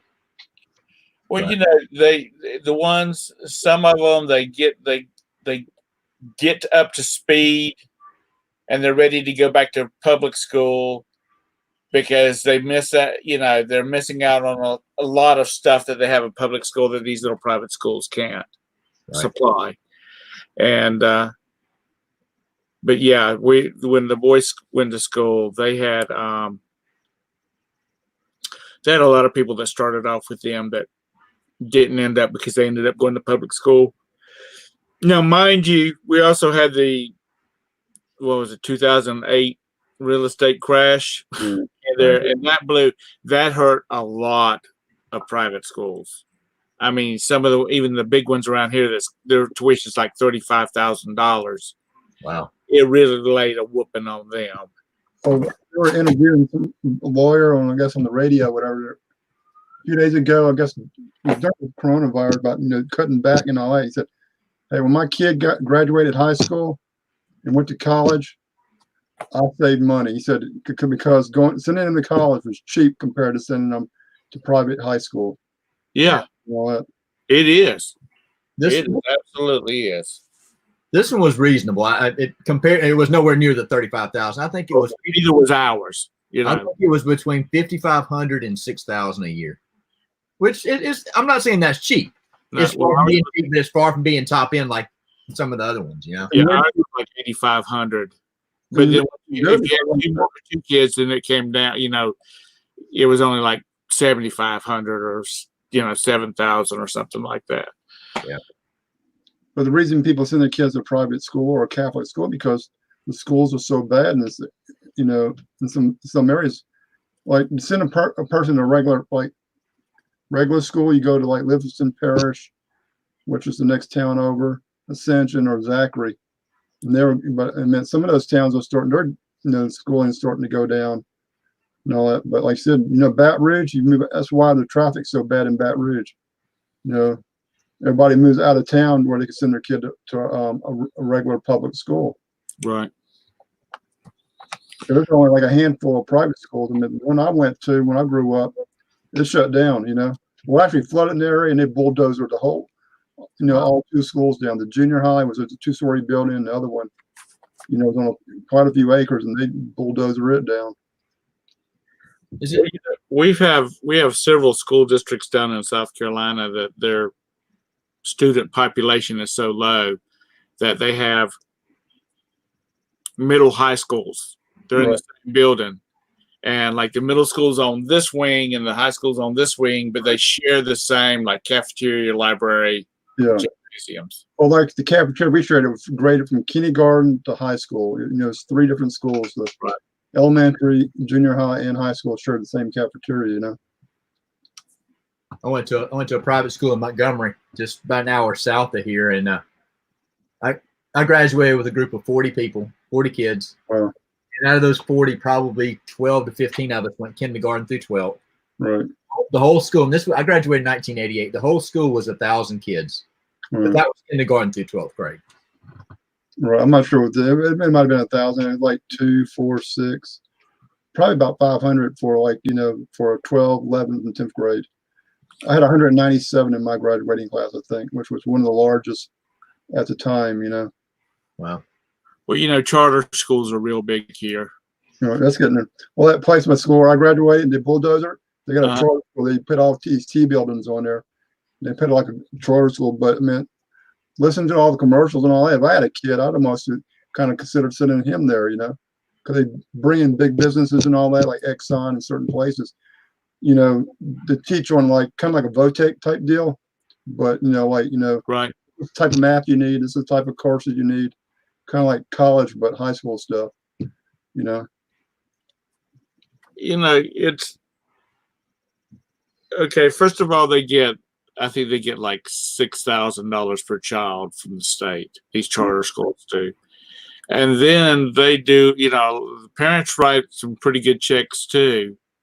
The ones that's got it, and so they have a pretty good income source, and the ones that are really good, there's been a lot of bad charter schools, but the ones that are really good, you know, their kids, these parents are getting a private school education for, if they throw a couple of grand a year into the program, you know, for $2,000, and if they don't have the money to do, then they don't give anything. But I mean, I understand why they're so anti charter schools, is because it is going to draw the better students out of the school system. Well, and the sad thing about a lot of the schools is they're also worried about their numbers, their graduation. I'm sure it's important, but it drives me crazy what they'll do at the city and the county level in some of these schools. At least it is down here. What they'll do just to make their numbers look good. Yeah. You know, they're very careful about, and I can see the side because the numbers, which would be kind of, you know, if it was in real business, it'd be against the law. But you know, like you said, I mean, the church I went to, the Methodist church, they were like fudging the numbers. I said, I'm going looking at the paper. So we got over 1,200 members. I'm going and looking at church Sunday morning. I said, were they dead members or members from 20 years ago? And that's what I told somebody, you know, that I kind of trusted, and said, hey, this is dead members and members that, you know, moved away 30 years ago. Yeah. And I said, you know, if I did that in real business, I'd be in jail. I said, yep, we would. You know, I grew up in a Baptist church, and I was a member of a church in Goose Creek, South Carolina. That's where I was baptized and everything at. Well, when we joined the church in Rock Hill, after we moved to Rock Hill, when we joined that, we sent for our letter. That's what they call it, the letter. Yeah, transfer your letter from the other church, and it came to that Southern Baptist church. And I guess my letter is still sitting at that church, and I haven't been to it in 35 years. The Methodist church I went to, you know, when I quit, you know, because a lot of us, you know, quit and went down to the regular church because of their politics. So you're going to have to write a letter. And I said, oh, technically, I'm not a member. And said, yeah, you're not. So you don't have to write a letter. You know? Well, I had to know what's funny. I had a key to the building. I used to do the lettering on the marquee outside. And said, you know, this is too much hassle. Me showing you the letters you need. Here's a key. You know, you just, you know, I had the front door and, like you said, to the utility room to get all the lettering up on the marquee every once a week when they changed it. You know. Wow. And there was only a handful of people that had the key. They trusted me, you know, and all that, you know. If you look at Chip Picker's show last week, right, first part of this week, I shot some video of a big church that we have down here, and they have like satellites around the city, and the pastor's sermon is broadcast to all those different. We've got those, and it's just not. You know, they talk about the church family for those that went to, you know, have a church background. It was always the church family. Well, these churches are so big, you will never know. I mean, you'll know a few people there, but you'll never know. You will not have that closeness like we did, because we were always members of small churches. Your name, rank, and serial number there. Yeah. I mean, how much you donate, how much your tithe is. You know, at our church, the ones I went, you know, that we attended, you know, you knew everybody, and everybody knew you, and everybody, you know, like us, you know, I was like in Rock Hill, I was a teenager. You know, they would not hold their tongue to call you down if you got a little rowdy or anything like that, because we were family. But yeah, there's just too much politics and everything. Yeah, well, there's politics in every church business. You know how much you want to put up with. You know, my church is not really that many. You know, you got your little thing, you know, things here and there. But I know I've been in some bigger mega churches where you had 4,000 and 5,000. You know, there's some, a lot of politics. And usually those pastors went down too. And Yeah, I don't know what our enrollment is at our current church, but it's decent size, but it's far from being just a huge church. ours is with 2 services. It's not even 400 yet. You know, but when I was going there was this one service, and it was like maybe half full to 3/4 full. Now it's like 2 services, 3/4 full for both of them. You know? Right. A lot of people left other churches and all that, to come to this church because basically, it's Bible related. You know. It's I remember our church in Goose Creek. We went to we had the early service, and then we had Sunday school, and then we had the regular church service at 11 o'clock. But after we built the new sanctuary, they got rid of the early service because we had enough pews to for everybody to sit. And then I was talking to somebody that went to church with down there, and they're like, "Oh, they're back to 2 services again because they fill up the sanctuary." Well, see, we're in the process of building a new church, or we're building everything for the growth, and the church is going to be the last part they're going to build. But they're building the gym, classrooms, and all this stuff here before. I said, and then back in before, I said, y'all need to build that first before you build a church, because you see, if you build the church first, you still got a problem where you need classrooms and all this other stuff. So you build that first, then you build your church last and all that, because then you still have, like you said, your classrooms and all that. My dad was the chairman of the building committee Right. at the church that we went to in Rock Hill, and everybody wanted a new sanctuary. Right. Well, we didn't need the sanctuary because we could have they ended up tearing out a bunch of classrooms and stuff like that and expanding the sanctuary, and it was big enough. But everybody wanted a new sanctuary, and my dad had a hard time getting it through people's heads. It took him and the chairman of the deacons and the pastor to finally beat it into people's heads, saying, "We don't have room for Sunday school. Mm-hmm. We don't have the classrooms. We need to build an educational complex." And that's what they ended up building. My dad got that thing built, and he swore he'd never do that again. Because he said there was just too many people that had too many opinions, trying to get the floor plan of the building, get the 2-story building. And they finally got a floor plan and had the plans drawn up, had a contractor, and then this group of people wanted to start moving things around and adding this and taking away from that. And my dad said, "No, this is what the church agreed on. We're going to finish it just like it is." Mm-hmm. And then years later, they built a new sanctuary, and where the old sanctuary was at was now their banquet hall, whatever you want to call it.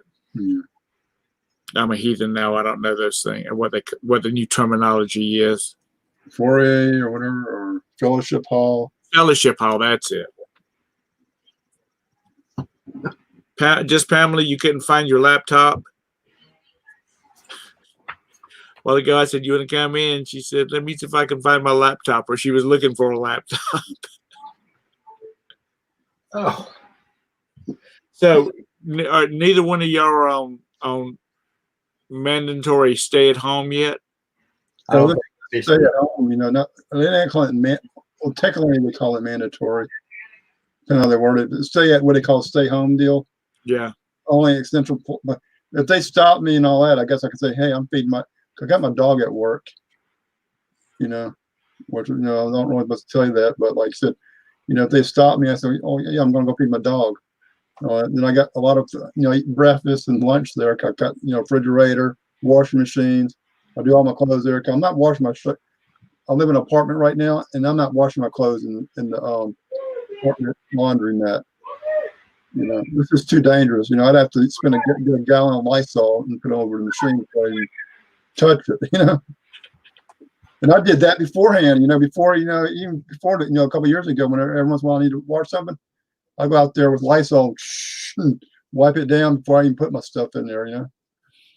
You said the shop is over in maybe not one of the Yeah, I'm in the hood, in the seedier parts of town. Yeah, it's in the worst part of town in Baton Rouge. But we don't have any, I never had, we had one attempted break in, but like I said, and a couple other attempts, but I got barn doors on my doors now. So they're going to have to, pop some padlocks and hit the security and all that. And it goes off pretty quick. No, you and your mom have the business now, right? Right. Yeah. And she's not there for the last week, or this Corona deal. She's sick because she's like 74 or whatever, or 73. So I'll be doing it for the next, 8 plus our appendicitis deal. It usually takes 8 weeks to be 100% healed, Right. So I'm gonna be doing that, by myself, and it's like a madhouse, me doing it by myself.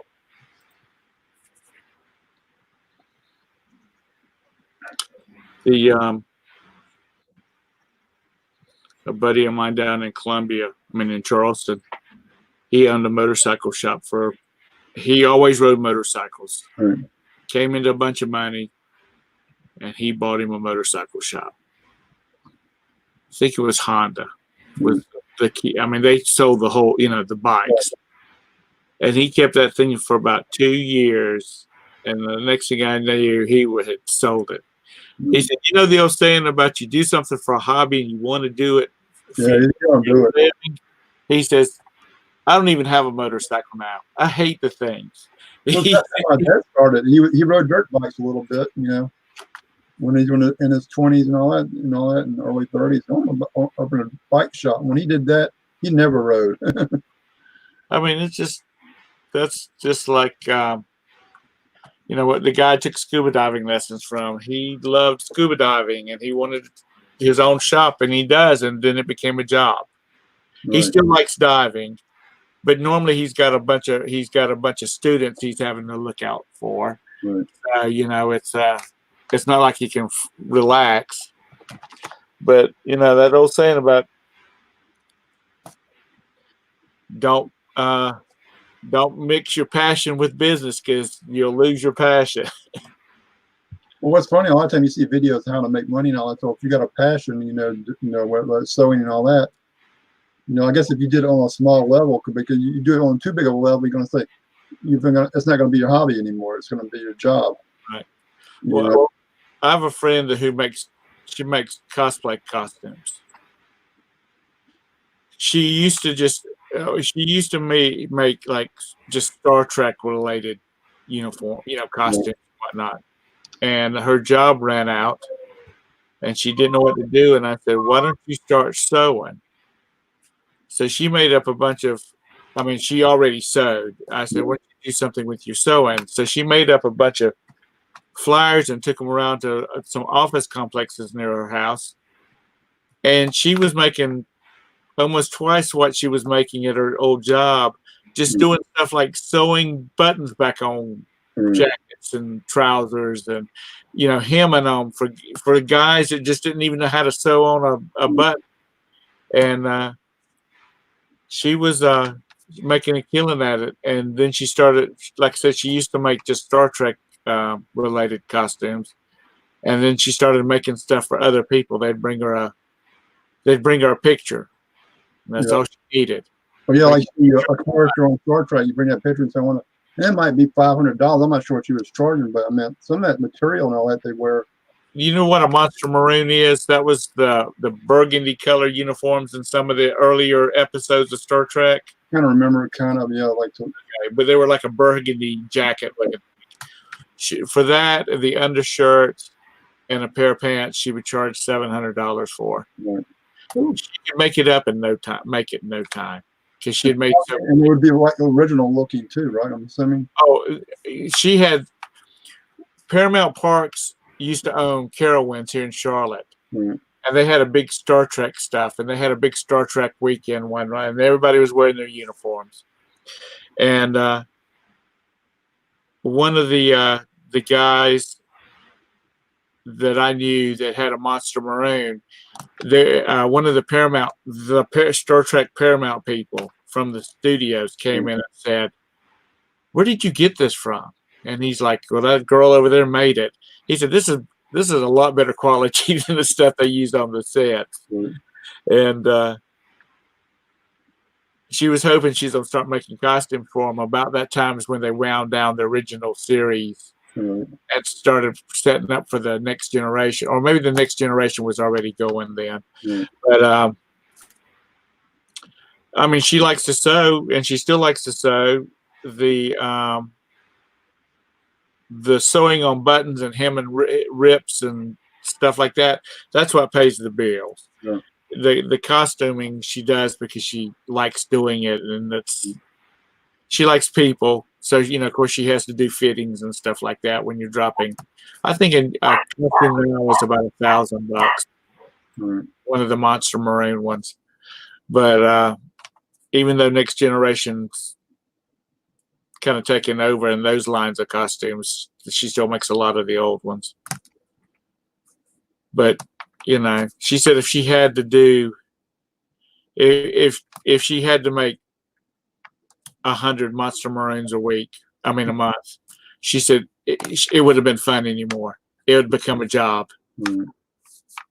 And it'd be just like everybody else. I hate to get up and go to the desk, or I hate to get up to go to the sewing machine. But Craig, have you ever thought about going back into the computer business? I haven't gotten too far away from it. If the right opportunity hit me, I probably would. It would be hard to turn down. You're what, like in your late 40s? I was 50 in August last year. Oh, okay. August of what? 30th. Okay. August is a crazy month for us. We have in the span of 10 days, we have 3 birthdays. Wow.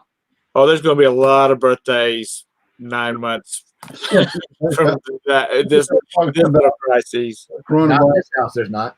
Well, it's like 9/11 babies. I know, like, one of the customers, both of them had basically 9/11 babies, around that. Yeah. Wow. Craig, you need about 2 or 3 more. Can't handle the ones I've got. What I need more. No, your boy's what, 12? Yep.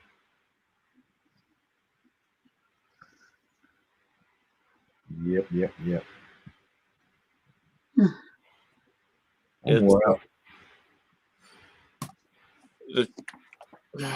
Yeah, those children. That's what you said, just Pamela. Somebody put on Facebook, broke, divorced, dead. There's like 8 different choices, and I put all above. Well, that's like somebody posted a meme and I shared it too. It's like having children is like having a broke ass best friend. Yep. But how many, like I said, squabbles and police are going to go out for the next 2 weeks for, and it's probably going to be people that never even went to before, as far as in fights or this and that, I bet. Yeah. It's I've had several people email me or message me, and one guy called me and says, "Hey man, tell me about eBay." Yeah, I don't think we've hit the top of the curve yet. Right. You talking about for the virus, or people wanting to learn how to sell on eBay because they don't have? Oh yeah. It's going to be, I think we're going to have a little bit longer on this virus thing. Well, all 3 of us need to get together and do a course on how to sell on eBay, because you're going to have a lot of people doing that. And basically be about, hey, this course is about what not to do, what you can do. Yeah, it's like I have a lot of people call me about storage lockers, or they know that I buy some storage lockers, and they're like, "Tell me about it." And I'm like, you drive a Toyota Prius, or whoever makes it, it's a Prius, whoever makes it, and you live in a 1-bedroom apartment or 1-bedroom condo. I don't think this will work for you. And they're like, "Why not?" I said, "Because you buy one 5x5, and you're going to make 4 trips in that damn Prius if you can get it into it, and then half of your apartment's going to be, or condos will be full of crap." So Yeah. first of all, you need to do is go ahead and get you a 10 by 20, someplace in an environmental controlled, to put all your crap. Yeah, I think that's on the YouTube side of thing. I think that's a lot of the stuff that the storage unit crowd doesn't talk about. You know, how much I had to take to the dump, how much I don't have room for. And I'm not talking bad about them because that is what it is. But there's a lot of glamour on the storage unit side of things on YouTube. There's a lot of sweat. You know, people. I tell people, I said, go to Alabama Picker or search by Alabama Picker storage unit. Yeah. And I said, because he's got two on there. One of them that one that he had from the like 15 years, it hadn't been opened in 15 years or whatever. Yeah. And the other one was the one that he and Scott bought. And basically 90% of it was crap. Yeah. But the first one there was a lot of good stuff in it. There was a lot of good stuff in it that he had to process. Plus, it was hot as a witch when they were doing that. Yeah. And I think that's what I agree. I think the courses, somebody's going to teach something about storage locker buying is they need to start off with, the hard stuff. I'm gonna give you a free lesson. The first class lesson is free, and then if you still want to pursue it, I'll take your $9.99.99 and teach you how to do it. But for you, so your first class is gonna be hands-on and it's free. And the second class is, you haul the truck, bring in the truck and say, okay, haul that 10 by 10 into the truck now, and separate everything. And you've got mattresses, and you've got big pieces of furniture, and you go to any Goodwill, any thrift store, and they're going to have 20 feet of shelving that is nothing but daggum mismatched coffee mugs. Right. Okay, that's where they get a lot of that stuff from. Yeah. Yeah, I know there was like mattresses. There's one place in Baton Rouge. I think they take pretty much any type of mattress, But like you said, if you go to the dump, you're gonna pay. Well, I'm not sure big money to get rid of them sometime. So unless they're decent condition, where you got a certain buyer, hey, they take all your mattresses. Then you might tell them, hey, I got 8 good ones and 2 bad ones. You take my bad ones if you ever want my good ones. Now I just give them to you, to get rid of them. Well, I met this guy at a unit not too long ago, and he buys. He doesn't buy, but you can call him and he'll come get your mattresses because he's got a machine that will like shred a mattress. Oh, yeah. And he pulls out all those coils out of it. Right. And he recycles it. Wow. But he's got some kind of machine that just like you run it through it and it just shreds that sucker up. Then he just compacts it, or puts it in garbage bags and sends it out with his garbage. Yeah. I tried to break down a box spring one time. Just sat in our garage for the longest time. Just not easy to get rid of. I didn't have a truck at the time. You couldn't put it out by the street. They wouldn't pick it up. I'm like, finally got out there. I tore into it. And it's not hard to break that stuff down. Yeah. My brother has a neighbor that's got a backhoe. Anyway, his neighbor went out there and dug about a 8-foot hole, 8 foot deep, and probably about 14 feet in diameter. And he throws that kind of crap into it and throws a little kerosene on it and lets her burn. Let her rip. Which I guess it's all okay as long as you don't take the tag off of it, because you'll get sued, right? That's right. Oh, it's all about federal government. But people just they look at what are the name? What the hells? Yeah, Jeremy. And they see all the stuff that they find. They don't see all the stuff that they don't find. Yeah. And another guy I like to listen to. Every once in a while, they do throw stuff away. because he has a full size warehouse. Graham Fines used to have a full size warehouse. Right. You know, and he had three? He had 3 employees. I think he has 2. Get a 2 or couple. 3 still. Yeah, 2 or 3 now. Who was that? Graham Fines, Justin. Yes. Okay. Mm. Another one I like to listen to is it Resale Rabbit? Yeah. Yeah. He's up there in Pennsylvania somewhere, isn't he? Yeah, No, he's up there near Nikki. He's in Minnesota or Wisconsin, someplace like that. I thought it was Wisconsin. Okay. Green Bay. Where's Green Bay at? Wisconsin. Okay, because he goes to Green Bay a lot. Yeah, I saw Okay. him the other day because he was talking about shutting his place down because of the virus. You know, he's doing a video on that. And you know, he'll buy a couple of units, and every once in a while, and he'll have his camera out, and he'll just start going through stuff. Right. And he has a lot of stuff that is going in the trash. Right. Just of cardboard alone. You know, like cardboard, you can get those recycling bins. That's all they do is cardboard, and you can make money on that. Yeah. You know, they just dump cardboard in it, and they come pick it up. You know. You got to have access to a lot of it, though.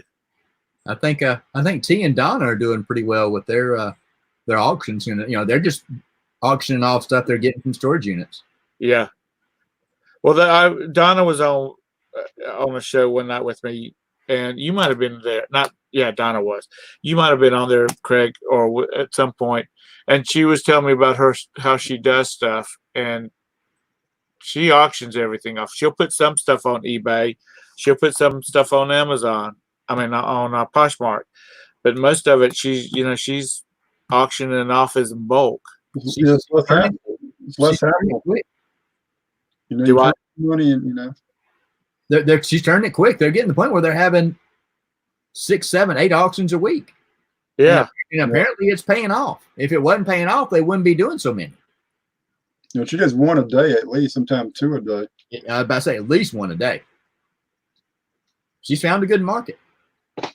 But Yeah. the thing is, you know, I wish you'd go with a split camera, and if she could do it like ahead of time, where she had it in groups and let people know, hey, auction Wednesday night, 5 groups, this is what it's going to be. So I can do my research a little bit, you know, instead of, you know, trying to look it up while she's doing it, you know, and missing it out, you know. So I think if she did a little more planning, it would even help her more, I think, you know.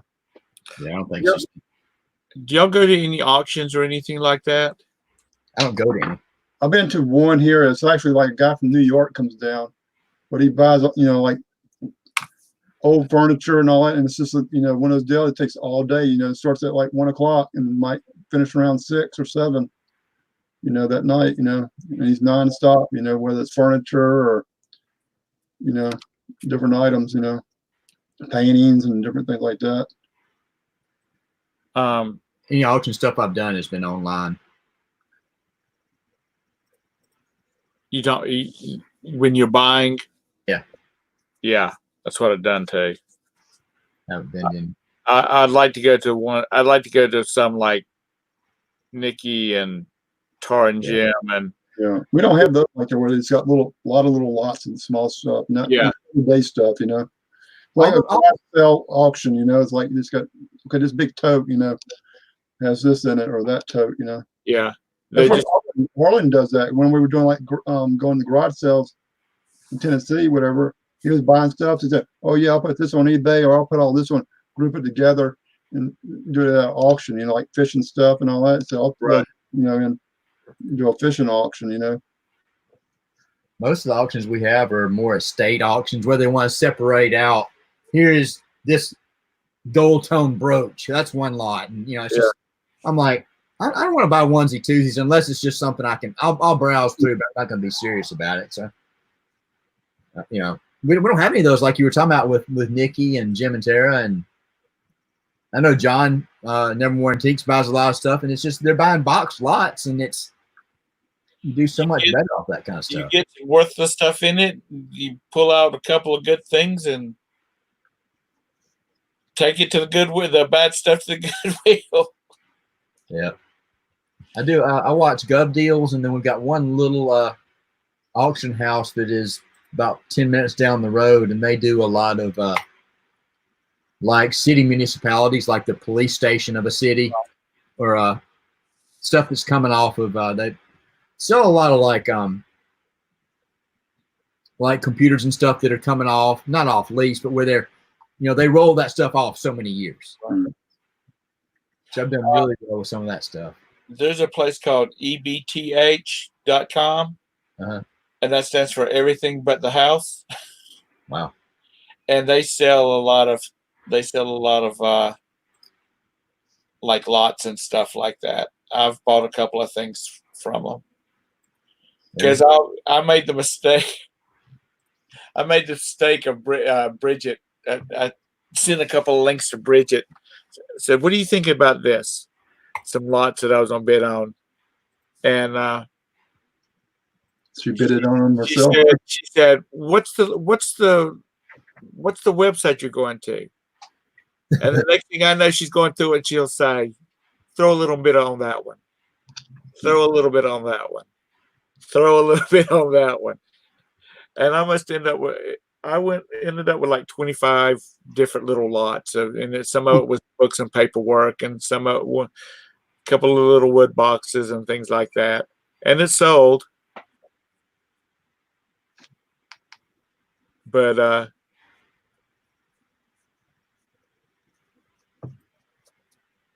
they, the things that Nikki has up there with all the boxes, she'll say she'll buy a couple of boxes, a couple of dollars for a box full of stuff.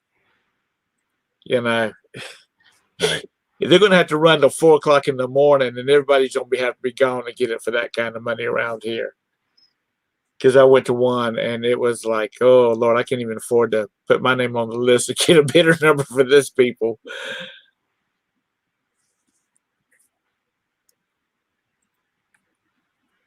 But that EBTH,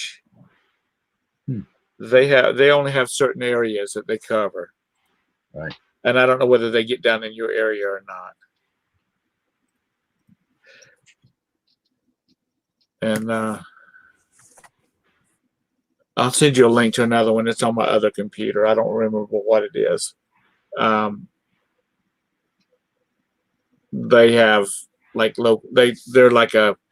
they're like storage treasures, only they're for like auction companies that are doing like estate sales and stuff like that.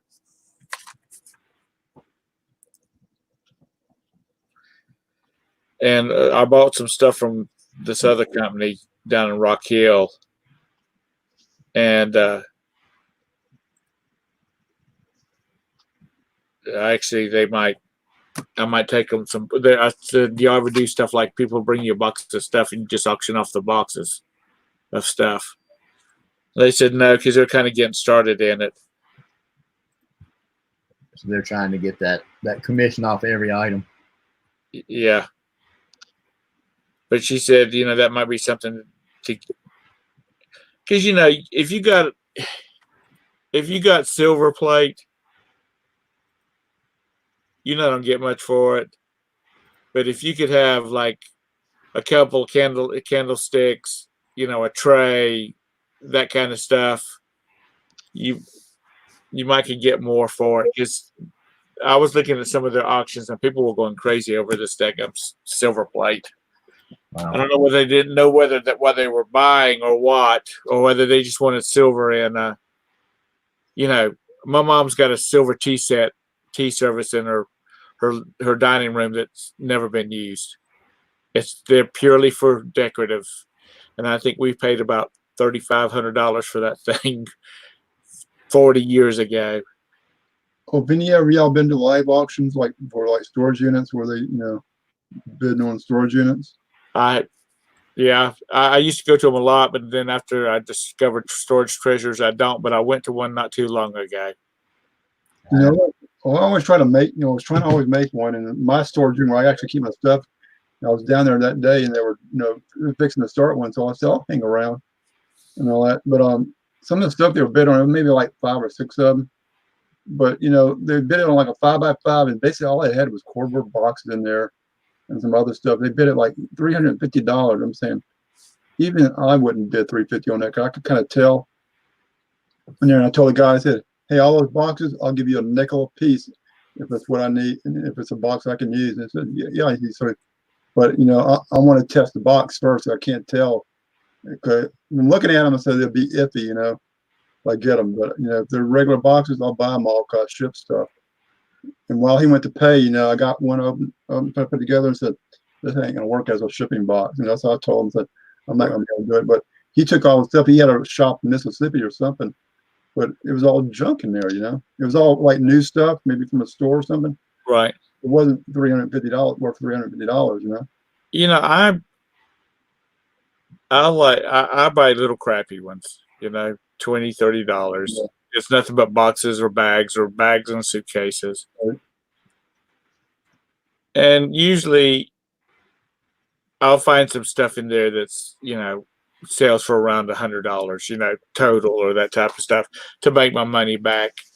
To me, it's just a gamble, and it's just a little bit of fun of doing it, and looking for some stuff to sell, because I paid $20 for this one unit, and it had some kind of it had like 3 sets of these 2000 wax murder horror movies, something like that. It was action figures, and they sold for $100 a piece. Wow. And that's kind of stuff I look for. But I can always find enough shoes to pay. There'll always be 3 or 4 pairs of Nikes or Reeboks or something in it that I can sell. Oh, you ever watch Storage Auction Pirates, Mike? Out in California? Yeah. Oh yeah, I like his shows. Okay, he kind of tells the way it is and all that. But like I said, if he goes to a deal, he said, "I have no friends when it comes to this, and all that, because like you said, we'll go eat and drink afterwards. But when it comes time for bidding, it's business, Well, high too, because like Tony said, I don't want to waste my time sitting there like bidding at $100. He just shot out. I think he mentioned on a deal that if he wants to pay $2,000, like, okay, $2,000, and that weeds out everybody, Okay. When I used to go to the live ones a lot, I'd look at it and in my mind I would say, okay, that's $250. Right. And it'd be like bang, bang, bang, bang, 2 or 3 people, yeah. And then one person would drop off, and then I hit my max and I drop out. Right. And this one guy who I was constantly bidding against, he said, "Man, are you just bidding us up?" "No, you're willing to pay more money for it than I am." Right. And he's like, "Well," he told the auctioneers that, I think y'all are bidding us up. And he's like, if what do you want me to do? You want him to write a number down and put it on a piece of paper and hand it to me, and I'll, so when he stops bidding, we can say, well, he's right. That's how much he's gonna bid on it. He's like, "No, that's not necessary." He says, "Well, what do you want people to do?" But the guy was a real butt. Yeah. I think he spent a lot of money he shouldn't have spent. Right. He watched too many TV shows and all that, and that's what I think happens, And that's one thing people don't realize. You buy, oh yeah, man, you can buy every once in a while. There'll be a 10 by 20, and they'll sell for $400, and it's from floor to ceiling, full of stuff. And like you see, you talk to Mike, you listen to Mike's shows and all that. He's paying thousands sometimes. Yeah, there is. There's some people that pay, but you're also talking about the California market. Right. Yeah. And you also got to consider that he makes probably good money off the videos he puts out for every one of those units. Yeah, because every video he turns out will have 50,000 views on it. But a couple of them mentioned stuff a lot of time before. Well, that's all junk in there, but I see some items in there. They make a good video, Yeah. So I'll get a couple $100 on it and win it, and then do a good video on it and make my money on the video. But then, like you said, you see like Snap-on toolboxes and all that, and certain engine haulers. Oh, this guy owned an auto parts store. He was a mechanic, and that's all high-end stuff. You might say, okay, $5,000 because I see a couple items in there that are going to sell. Very true. I've told the story before. I think the first auction I went to, and I went just as an observer. I didn't even have a number. Right. And they pull this thing out. And what it was if you've ever gone into a surveyor's or like the tax assessor's office where they have maps, they have all the maps in these racks that hang, and you pull it up and then you flip through them. Well, those blessed things are expensive. I'm assuming nobody knew what they were because this was a nice roll around one, and it had like 20 of the clamps that you put on the maps, and they couldn't get anybody to bid on it. And he kept going down and down and down, and he got to $2. I said, I'll give you $2 for it, but I don't have a number yet. He said, give the man a number and give her $2 because you just bought it. And I gave a couple of brackets to my brother's company, and I sold the rest of them to another local company, and I made $200 or $300 off of it. But that happens very far and few between, if whatever the saying is. Because I've had people say, if you sold 100 items that you made $100 profit on, he said that'd be $10,000. That'd be some good money. Well, usually when they open that door, you do a quick scan and you pick one item that you basically want to bid on. Yeah. All that, but where my shop is at, you had a little building right on the property line. And he sold junk and all that from storage units and all that. When we first moved there in the early '80s, which I wish he was still there because I would have learned a lot, from him. Because when I went in there, I'd buy little knick-knack items and all that every once in a while. My dad would buy all the tools he got all the time. But he said whenever the TV shows started coming out, and this was like in the '80s, or well, not really in TV, but word got out he bought a bar unit in one of them and profited about $3,000. And word got out, so the next time they had a live auction, he said people were out of the woodwork. And that stood up because the guy that told about the $3,000 was, his other competition. He said, you just screwed it up for all of us, Well, it was like after Storage Wars came out. I'd gone to some before that, and then I started going to some afterwards. And I'd go to an auction, and there was some people that I knew, from hanging out there. And these storage auctions, we'll go look through it and throw a bid up there, and then all of a sudden, all these new people were like $700. One of the guys said, SOB, did I miss something in there? He went over there and was looking again to see what he said. I don't know what they see in there that I don't see. Yeah, but one time I went in there and they had I guess he would buy stuff every once in a while, and he had a bicycle in there, a BMX bicycle, and I said it had black diamond on it. I said, that's a $500 plus bicycle, and that was back in the '80s. He said, I'm gonna call the police department. I think they might be hot. So he called them.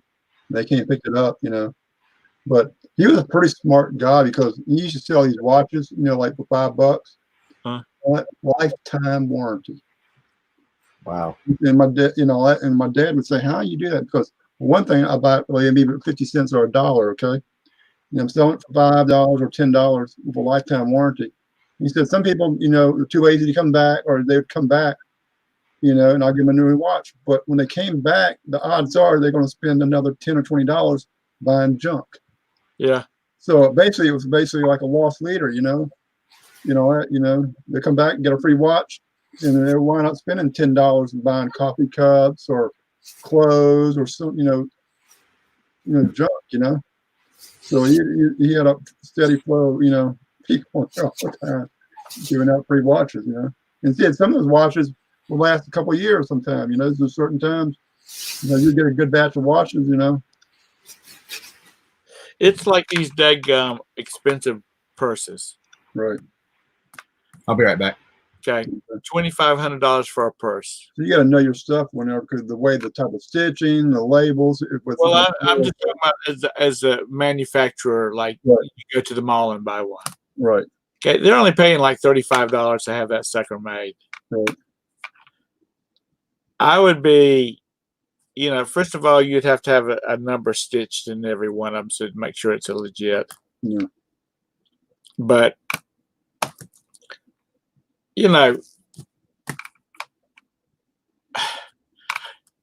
you buy one of these purses and it tears up with you for some reason, you bring it back and we'll give you one like it or a similar one to it, Right. whatever the current models is. And because you spend $2,500 for a dadgum purse, Yeah. You want to and that's it. I thought maybe there was a lifetime warranty on them, because when Roberta had her surgery, went back, was going back to work. I went and she wanted a nice laptop case. So I thought I'd spring for some money, get her a Coach or one of the other ones, the big brands. And it was like Coach's was like $2,500. Louis Vuitton was like $3,500. And I'm like, what do you get for that kind of money? You get the bag. Do you get like a lifetime warranty or anything on it? No. And I'm thinking to myself, wow. Is Hermes a bag, Pamela? Yeah, I think so. I don't know, or something. I'm not I sure. know Kate Spade is a fashion person. Hermes, I know they make men's ties. They may make other stuff. Sorry. And, but I just can't bring I can't bring myself to spend that kind of money on stuff like that. One of the boys that went to school with my oldest son, when they were having their senior prom, he needed a suit or a tux to wear to the prom, and he went into a Goodwill near them, and he was an exchange student, and his exchange mother was the mother of my youngest son's best friend. Anyway, she called and she said, "Hey, is this a good brand?" And it was a Bill Blass black tuxedo with the pants for like $10. And I said, if he doesn't want it, I want it. And she said, why? I said, because you probably could get some pretty good money for that. And I was looking at it online, and it was like $150, $250. Wow. And anyway, he ended up buying it to wear to the prom. And I said, I don't even know how much that thing costs new. I said, but retailing it or reselling it, you get probably a couple $100 for it, because it looked like it had never been worn before.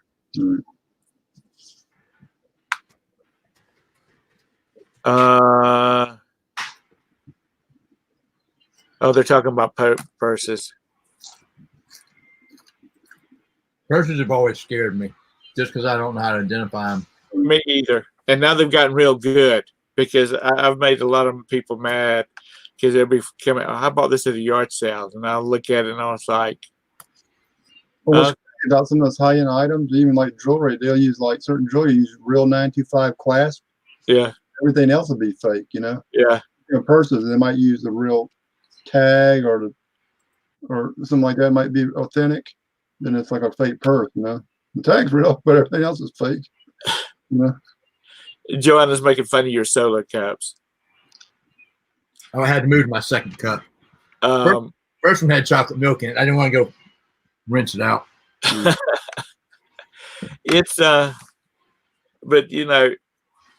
this woman, she was going on about her Coach bag, and I'm like, that's fake.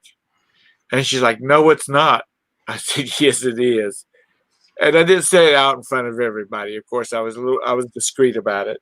And she says, well, how so? I said, because look at the seam right here. The fabric was offset like this. They would never let that go out like that. Their patterns and their fabric always match up. Well, the woman said it was real. And I said, if you paid more than $5, $10 for it, you spent way too much. And her husband had walked up and he said, oh, she spent $400 on it and thought she got a good deal. And if you're buying those kind of things to sell on eBay, in my opinion, you're walking into trouble, because if you get it, if you list them at a reasonable price, There's a chance somebody's going to claim this fake. All right. Just because they know they can. And probably get away with it. Or buy it. If it is real, they'll send you a fake one, Yeah. An Well, exchange. the thing about it is, though, you can go to China and you can buy these bags directly at literally at the manufacturing facility that are shipping them to the coach stores for $35, $40, and they are actually Coach bags. Wow. Or Louis Vuitton or whoever. But I'm with you. I just don't know enough. I know enough to sort of tell if it's a fake on any of them, and that's because of bad stitching and like mismatched fabric and whatnot. I asked the girl at Coach store one time. I stopped by there and I said, I had stopped by there to see about it. Do they have somebody they recommend for cleaning Coach bags? Because my wife's got a fabric one, or it's got a fabric looking finish on it. And she gave me the contact information. I said, by the way, I said, I do some reselling. I said, is there a really good way to determine whether one of y'all's bags are real or fake? She said, the only way you can really, she said, nowadays, she says the fakes have gotten so good. The only way you can tell if it's a real one or not is if you've got a receipt from it, where you bought it from a store and they hand you a receipt. She says, otherwise consider it a fake. But if you're going to carry it yourself, that's one thing. Yep. But as soon as you try selling it, and that's the reason I've never bid on them or anything like that. Is because as soon as I bought one and I sold it, somebody would come back and say it's a fake. It's just one of those gray areas I like to stay away from. And now there's some people that they jump all over it, but everybody's different though. Everybody's got different risk profiles. They're willing to take a risk.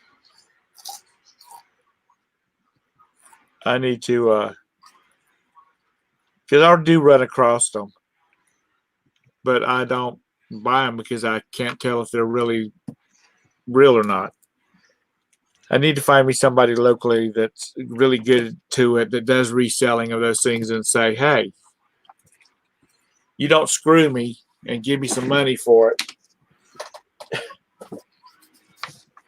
But and you can have it at a decent price, and then you can make all the money you want to off of it. Because I have found Coach stuff, the brown. No, it's a Louis Vuitton. It's like a dark brown. It's got the LV whatever pattern on it, and I've always usually they're torn or something like that, so I don't I just trash them. But I would like to hey Boondock Mercantile. What's up, Cliff? Hey, Cliff. You were on a show with him, weren't you?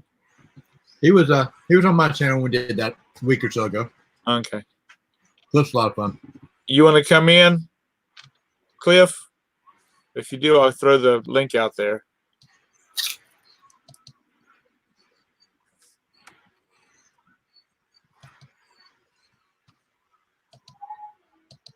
You got time, you want to come in and chat, feel free to do so. But that's one of them things makes me nervous.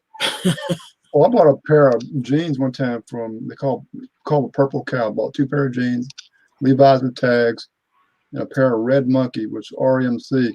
Only heard of those, but they usually got a really big design. It's more like what the urban type clothing, where they're kind of baggy and all that. Right. But in Japan, they were selling for $600 and $700. Looked at it in my phone when I bought it, and it was only like $6.99. So I bought them and all that. But I think it was it you, Craig, or I'm trying to think of somebody else did a video on the tag You know, I saw it red. I'm not sure who it was. And all that. But the tag shows is red, but it's also red inside. And all that. So if you look at, fold the tag and look inside, it's not in white, means it's fake. And I did when I saw that little bit of the commercial part of the show. I looked at mine, folded it, and it was white. It wasn't red, saw it through, but his sewing looked, all the sewing looked fairly good. To me it did, but and all that. But Lonnie found a pair one time, and he actually cut them up on his live. He was doing a show and destroyed them, and all that. Do you remember? Did y'all see the video Chad did about I think they were green. I think they were green, but they were like an opaque Nike shoe. Yeah, I remember that or something like that. They didn't make They didn't make that color. They Right. made like red and purple and blue, or whatever the color the color he had did not. They did not make that color.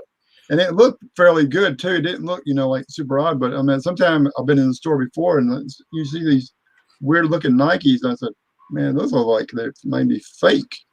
Shows and all that. And so that doesn't look like the color combination don't look right there.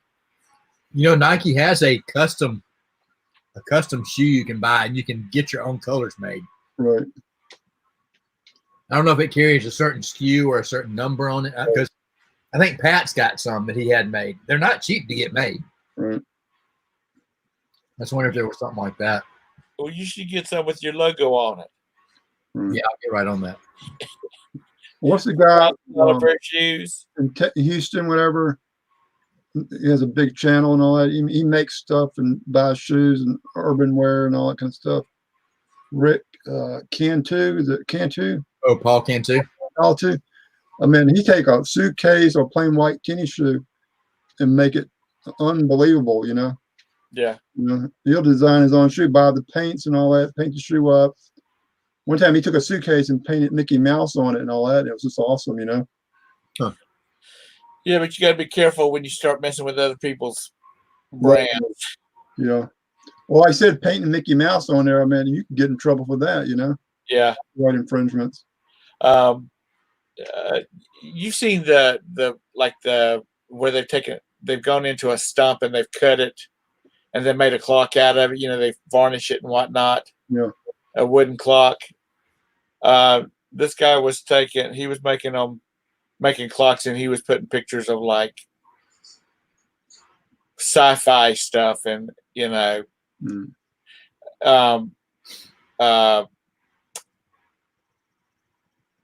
Knight Rider cars and things like that. Right. Anyway, they tried to shut him down, and he's like, no, because he was cutting pictures out of magazines that he bought. Right. And but he wasn't taking magazines. He was just cutting stuff out of magazines and making folk art out of it, I guess. Yeah. Good evening, Cliff. Hey, Cliff. How are you? Starting to warm up there. Last time I talked to you live, I think it was like below zero or something. No, it's about 60 or 50. Sitting at about 34, 35 degrees right now. Okay. Snow's been melting for the last week. No, whereabouts are you at? I'm in Alberta. He's not from around here. I know that. I see the big old red flag behind him. Yeah. I think he's in a small town too, or what, like less than 2 digits, like 30 or something, or how big is the town you're in? They're super small, I know. Yeah, it's like 30 people. On bingo night, it goes up to 150. We've got a city in Alabama. Anybody that's into racing probably knows about it. It's Talladega. Right. We have a racetrack. I mean, it's probably, I don't know what the numbers are there, but I passed through there before, but I've never been in there. It's not a huge city. A couple of thousand probably. Right. Yeah, it's probably less than 10,000. Race day, there'll be 10,000 people in the state in the racetrack. That's like way Darlington was when they used to run the Southern 500 down there. Darling's just I mean, it's a good sized town, but you know, it would have 1 million people down there during the race days because a lot of people would go down there and never even go into the racetrack. Right. They were just doing all the socializing and stuff that was going on in the Like park. tailgating and for a college football game. Craig probably understands that being from the SEC and all that. 100,000 in the stadium and 100,000 on the outside partying. Yeah. Let me share my screen real quick. This is what it looks like at Well, Talladega have 250,000 people sometime, or 100,000 people. Here, you gotta get done. I need to share Mr. Craig's thing here. Look at that. And that's just a small sampling of the number of people camping out for the race. It's like open field, just packed full of people.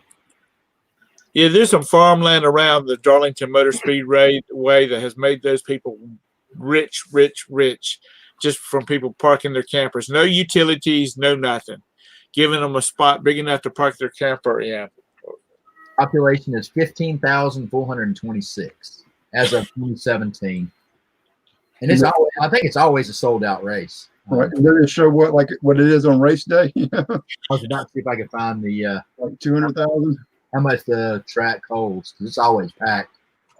NASCAR. You need to get down home. Um, Thank you, Joanna. She is my sweetheart. The total peak capacity of Talladega is 175,000. It's a 2.5 mile track. They make a lot of money that week or 2 weeks. It's. I was never into NASCAR until I went in my first race. It's a lot of fun. You can like you were talking about. You can go out there and just hang out and not even go into the race and have a great time. Oh yeah, that's like football. I keep saying I'm gonna go one weekend on tailgating when it's cool weather, but it's always like 100 degrees and all that. And like I said, just go to tailgating and hang out. Don't even watch the game. And there's a lot of people that do that. They'll bring their $500,000 motorhome, park it, cook food all day, and never go into the stadium. Yeah. Yeah, it's like those sporting events, Yeah, the football season, everybody's in the parking lot. People don't care about they don't care, like at the University of South Carolina's stadium. They don't care about getting tickets to the game. They just want to get a parking space. Yeah. You pay dearly for those parking spaces too. Yeah. And this is real football he's talking about. This isn't that Canadian stuff y'all put up there with the 3 downs and a field that's 3 million miles wide. Well, you guys can't run that far? I guess not. We went to Australia back in 95, 96, and we actually got to watch a little bit of rugby. And Roberta, my best friend's wife, they were all into rugby, not because of the game, because of the guys running around in the little shorts. Yeah. Joanna, everything's canceled. NASCAR, motocross, supercross, baseball. Opening baseball season was, I think, yesterday? Yes, but it was sometime this week for sure. It was supposed to be yesterday. It was something like Friday, I think. Just that race in May in Charlotte is going to cost, they say, close to $100 million by not having it. Yeah, when you said Australia, I thought for sure you were going to say y'all went to an Australian rules football game, which is a lot like rugby. Yeah, but I remember. I'm going to say this about them boys.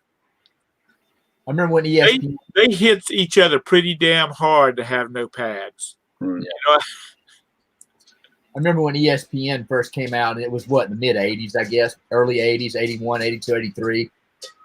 And I remember that was about the only sport you really got. I remember watching was Australian rules football. It was on all the time. It's pretty bloody too on that rugby. I mean, when they're up close, they're not running full force, but they might be here to like 2 or 3 feet when they hit them real hard. Versus, running at full speed. Is rugby big up your way, Cliff? Just in high school. I think hockey's the sport in high school there. That's like, pro level almost, what people talk about. Hockey is Yeah. Well, baseball. the area I live in, one town over, is Viking. That's where the Sutter brothers grew up and started playing hockey. So, Huh.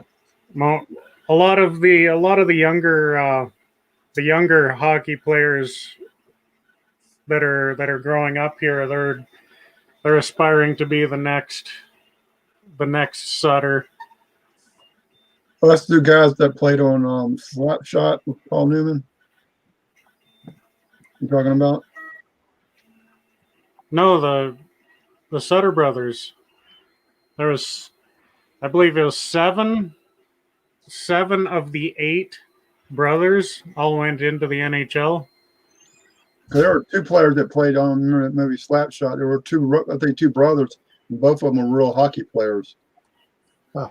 You know, and I think they were. I saw the movie, the making of the movie, and they used them as far as like to teach other players and all that, and the producers and all that are sitting there saying, "We need to hire some people that kind of act like those 2 guys over there." And they said, "Well, hey, let's just hire them to be the actors, and they already know how to play hockey." Because a lot of people, didn't know how to play hockey, and they were there to teach people to play hockey and all that. And so, hey, let's just hire them, to be the actors and in the movie.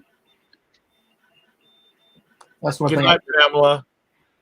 That's one sport I couldn't tell you anything about is hockey. Yeah, We've got an ice rink. I always say 5 minutes, but literally, there's so much stuff I have within 5 minutes. This way.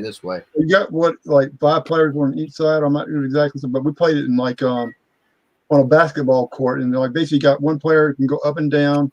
And one of the it's like chess. This player that's going up and down can't go this way. You can go only X amount of feet, up and down. Then you got one guy who can pretty much do anything. It's exciting. For the length of play, it's exciting. It is not. It's fast too. Huddle up. Let's go huddle up and let's talk for a minute and then get out there and throw the ball and let's huddle up again. That's just right. That is too slow for my ADD. But if you're watching hockey, it's just like watching NASCAR. It's fun to watch NASCAR. Right. And everybody there is there to see a wreck. And I hate for people to get hurt, but they want to see a wreck. That's in hockey, you want to see a fight. Absolutely. Hockey's fighting, or at least down in the South it is. I was in when Sasha was wearing his braces. I was sitting in there waiting for them to do whatever they do, and I was talking to a guy because his son came in and he's about Sasha's age, and he had on a Canadian hockey team's jersey, and I said, "Is your son into hockey?" And he said, "Yeah." He said he always, until we moved south, he always played. And he said, but when his mom wrote that check for $8,500 for his teeth, his hockey days were over. Wow. I said, "Don't they make mouth guards and stuff like that?" He said, his days are done. Well, guys, I'm gonna take off. I got to still get up early and go to work in the morning. Okay. So it was great hanging out with y'all. Yeah, All right, thanks. Biff, how's your sales been? Oh, 1 or 2 here and there. Now, are you a full-time reseller? Or you have another gig?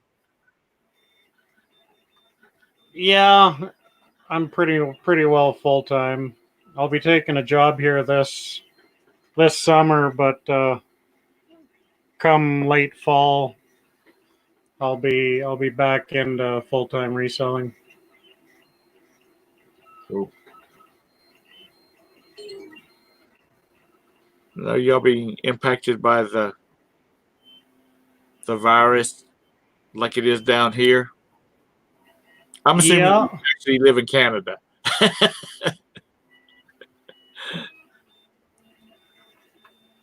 Very insightful of you. No one who lives here likes this flag, so, or nobody who doesn't live here. I don't care. But in my area, probably an hour and a half drive radius, there are 0 confirmed cases. That's cool. Well, that is good. So your kids are not out of school for the rest of the year. Yeah, my niece is enjoying it. I thought I figured we'd be in trouble because half an hour east of me is a Canada Forces base. I'm not sure how many people are living on the base there, but they actually, when it was realized that this virus was so contagious, they actually closed the gate to the base, and they just had one guy going through the gates. So if one of the families needed supplies, they'd give the list to him, and he'd go get them and bring it back instead of just the free for all that it usually is. Right. Like every Tom, Dick, or Harry can drive on or off the base. So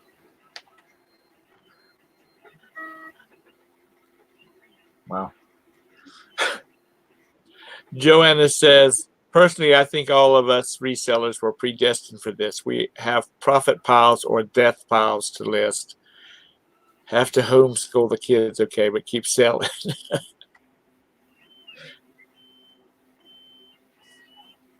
I have a hard time getting started on listing. If I ever get started, I usually do pretty well. It's just a matter of just sitting down and getting started. I hate listing. you got to start if you want to finish. Yeah. Guaranteed. I've always wondered why I could be born beautiful instead of rich.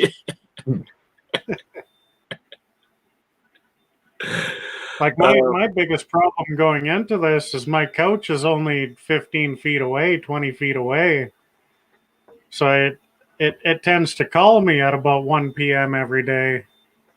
And that was after getting up at 12, right? Hey. I can't say anything. I only do that once or twice a week. My sleep schedule right now is terrible. My wife works 3 to 11, so my daughter just went to go pick her up. She'll get home, and usually she sleeps till 12, 1 o'clock in the mornings. Right. So by the time she gets home at 11 o'clock, even though she's worked, she's up for another handful of hours. It's not uncommon for her to not go to bed until like 4 or 5 o'clock in the morning.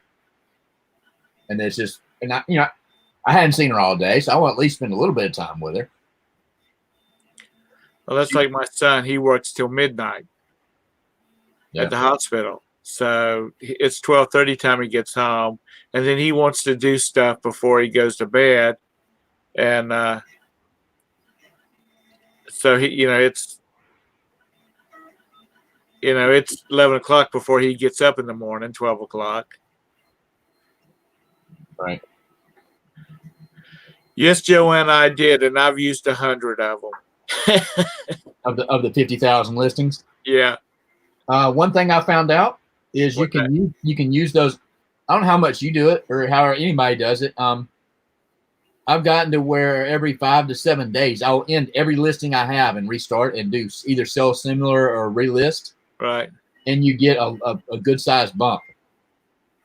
And I know you can, and you don't have to list new. You don't have to have new listings. You can actually do a drop and relist.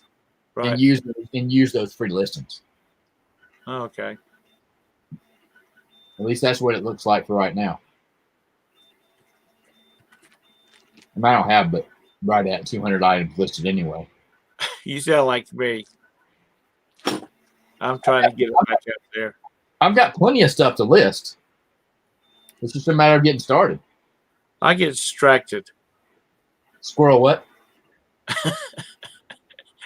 I get distracted. I always find something else that I tell myself I need to be doing other than doing that. I've got 4 boxes with 50 items in each one of them sitting on the sofa over there that need to be listed. And you said this is a listing hangout, right? Well, I have listed a couple of things, and I finished doing some of the listings while I was in the early part of the show. Oh, sure. I got some drafts done. I had that little bag of clothing I pulled out. I got the other day. Joanna says she's got 319 active listings. I don't know what you do all day, Joanna.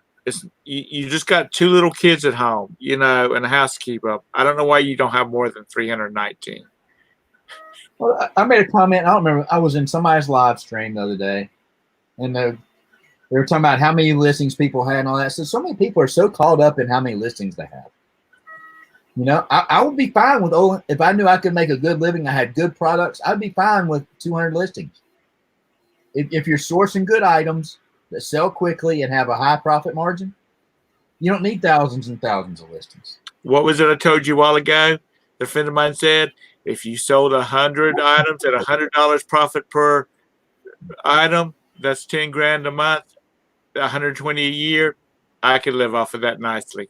The problem is finding those 100 items. Exactly. That's the challenge. I mean, it's kind of like a catch-22 situation, But I've over the years, I've tried to get better at not picking up those $5 and $10 profit items. Personally, now I've got plenty of that stuff out there right now, but I was watching a live stream earlier, and it's somebody that does a lot of RA, retail arbitrage, Amazon, and they're talking about buying this item. Item costs 99 cents or $1, comes from a Dollar Tree, Dollar General, Dollar whatever, and you sell it on Amazon, you make 68 cents on $1. I'm like, unless I can sell millions of those a month, that's a waste of my time. You got to sell a lot of them. And you spend a lot of times chasing stuff. Well, this was just a regular on the shelf item. It wasn't a clearance item. It wasn't a hard to find item. It was just the average Joe little item at Dollar Tree. I asked him, how much do you have in overhead cost per item? You would think somebody that sells at the level he sells that would have an idea of what is, because you're not talking about just ordering something and shipping it to Amazon and it drops and you're done. You got to do some kind of processing, Right. I was like, it drove me crazy.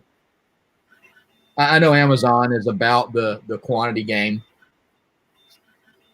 but I have no desire to sell an item that sells for $3 that I buy for $1 and I make 68 cents. Personally, that's just me. Something I've been thinking about, Craig, and this is recorded, so live, so I know it's going to be out there to haunt me the rest of my life. That's right. It's on YouTube, so it happened. But these people are making all this money off of all this RA. It looks like to me you should be able to pick up the phone and call a manufacturer and say, do you have any of this product left? I realize it might be discontinued. Just because it's being discontinued at a Walgreens doesn't mean it's discontinued at CVS or whatnot. Right. Do you have any of this? And how much do I have to buy to be able to buy it directly from you? And they should be able to buy whatever they want. Right. Instead of running all over God Creations. Which I know Scott buys a lot of 2 from this store and 3 from that store and all that kind of stuff. But I don't know. It just, if you sell $10 million worth of stuff, you should have some buying power. You get what I'm saying? Right. Does that make sense what I'm trying to say? Oh, definitely. It's tough. The discontinued health and beauty is a huge market. Discontinued anything, but health and beauty specifically is huge. What is it? The butt pads that Scott chases? Yep. It's just a matter of finding out in time before the supply runs out. Well, it was like the newest version of the Monopoly game back at Christmas time. I did a little short video on it. They did not make the same mistake they made with the other one, with the millennial one. they overproduced the Mrs. Monopoly game or Miss Monopoly game, whatever the hell it was called. They had plenty of them on the shelf.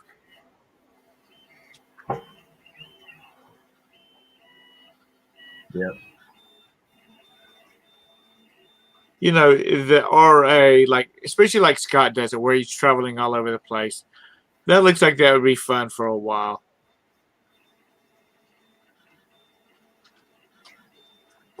You know, the thrill of the hunt. Yeah, you'd think eventually it would just turn into feeling like a driving job. Well, that's just it. I hate to drive, period. So, I did a video. It's probably been 6 months ago, 8 months ago, give or take. You know, BrickSeek is the whole site you can use to find out inventory at Walmart, CVS, all these places. And I found an item that was going to be profitable. I had to drive to Tuscaloosa, which is about 45 minutes out. I was like, if I, you know, what, based on the inventory levels I'm seeing, it's worth the drive. And I'm not one of those that gets out and chases product like that. I really don't. And I made the drive. It was about 5 o'clock in the evening. I got down there about 6 and hit the store, and there was not a single one found. That part of it was driving me crazy. You know, right? Because it's not BrickSeek is only reporting what Walmart is saying they have. Walmart's inventory system is crap at best. They don't know. I know a loss prevention manager, and I'll go in there with a list and say, "You got somebody who can look, see if you got this stuff," because I have the barcodes, the item name and the barcodes. That's how I set it up. So all they get is go click, click, click, click, click with the scanner, and a lot of times he'll just grab out a scanner and just start hitting it, and they'll show nothing. I mean, it'll show 0. And I'm like, how many are we supposed to have? And I said, 36. Yeah. You remember when somebody posted the thing about the calculators? Yeah, I know John was buying them. Never. Okay, that one. And they were selling good. I went to the same store with the loss prevention guy knew, and I said, "You're supposed to have 10 of these. How many do you have?" And he said, "We're supposed to have 10 of these." And I said, "Yeah." He says, "We have 0 of these." And so then he did some checking, and that was one of the things that he was supposed to be checking on to find out where all these calculators, because they did not get wrung out. I chased those a little bit around town. I didn't go outside of metropolitan Birmingham. Right. And I was told by a couple of managers at stores that those calculators, the scientific calculators, which is what they were TI calculators, 84 plus, I believe. Yeah. They're one of the highest stolen items in the Walmart store. Well, that's what this is what this guy told me, and I said, "Why don't y'all keep them locked up?" He says, "Well, they do, and then they give them to them to cash out at the front." What good's that do? And he's like, and I'm like, "No, you should make them pay for it at the register and check it back there." And he's like, "I've been trying to make them do that, but they won't." Wow. But but he's also the one that he was also the one that was said he and his wife went in there on a Sunday afternoon, and he said because he's an employee, he's supposed to put his badge on. So he had his badge clipped on, and as he was going through the door, he saw this guy with a 65-inch TV in a buggy coming past the end of the checkouts, like he's going to go out the door, and he just flipped a receipt. He just held a receipt up to the girl that was supposed to be checking receipts, and she just waved him on through. And he said, "Excuse me, sir, can I see your receipt, please?" And the guy said, "Sure," and handed him the receipt and ran out the door. The receipt was for a Coca-Cola. Wow. That's crazy. I don't know if it's just they don't care, if they consider that they're going to lose a certain amount a certain percentage of overall for shrink or whatever, I don't know what the deal is. And the Walmart associates are told don't chase the shoplifter down if you catch them. Yeah. It's, and people are brazen. I mean, I was at a Publix, and the Publix manager was somebody I knew that used to be with Bylight. Anyway, I was walking in the store, and this girl came from the deli section and just walked right out the door with a buggy full of food that was not in bags. And I said, I think that lady just walked. I saw my friend, this guy, and I waved at him, and I said, I think that lady just walked out of here with a basket full of unpaid for stuff. And he said, really? And I said, yeah, they were just everything was inside the buggy. And he's like, mumbled some words, and then he said, well, thank you. I'm going to go look at the camera right now. And later on, as I was cashing out to leave the store, he said, you're right. He said, I watched all the cameras in the store go around the whole store. And then she just walked right on out. Wow. If that was me, there would be some undercover police officer happened to be coming in and shopping and throw my ass in jail. That's just the way my luck goes. But in Canada, they don't have that kind of problem. Everybody's good folks up there. They don't shoplift, steal. I did some loss prevention at Safeway, and one thing the manager told me is you're just there as presence. You're just going to be in an official looking uniform, and you're going to stand there and you're going to walk around. Because if you see someone run out with something, don't bother chasing them. Just mark it down. Add that to your report for the week. As yeah. when I worked at I worked part-time at Staples after I retired, and that was one of the things they said. If somebody runs out the door, let them go. This guy clicked. He popped the cable on a daggum $500 camera and took off out past the, through the checkout, out the door when he set the alarm off. And guess who happened to be getting out of their cars in front of the store? Two of Pineville's finest. And they one of them literally tackled him. And he said, "Whoa, son, where you going with that camera?" He said, "I paid for it." He says, "I didn't ask you if you paid for it." And I said, "Where are you going with it?" With the alarm cable still hooked to it. Wow. But after we kept coffee in the break room, and we kept just cans of soda and stuff back in there, we would any police officer came in there, they knew that they could just go on back there and get them a soda, get them a cup of coffee, whatever.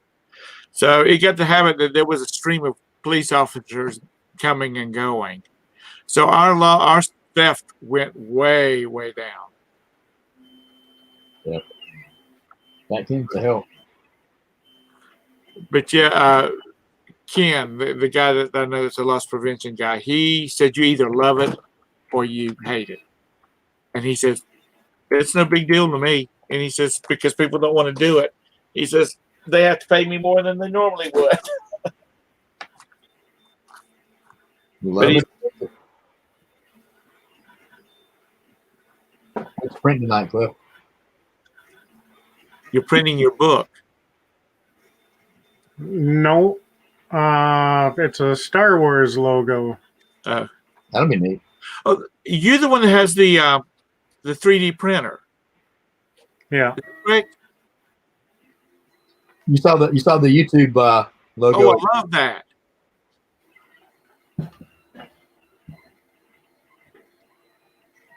Have you seen have you seen where they print the houses? They've got it's like huge, and it prints it out of concrete, the whole house. I've seen the videos. Yeah, well, that's what I meant. Yeah, it is cool. Yeah, I like that YouTube. I like that. That's YouTube. the last of my filament right there. That's all I got left. Uh-oh. No, the YouTube, is that red filament or is it all white and then you just paint it? Yeah. And then I put the mirror on the back. That's cool.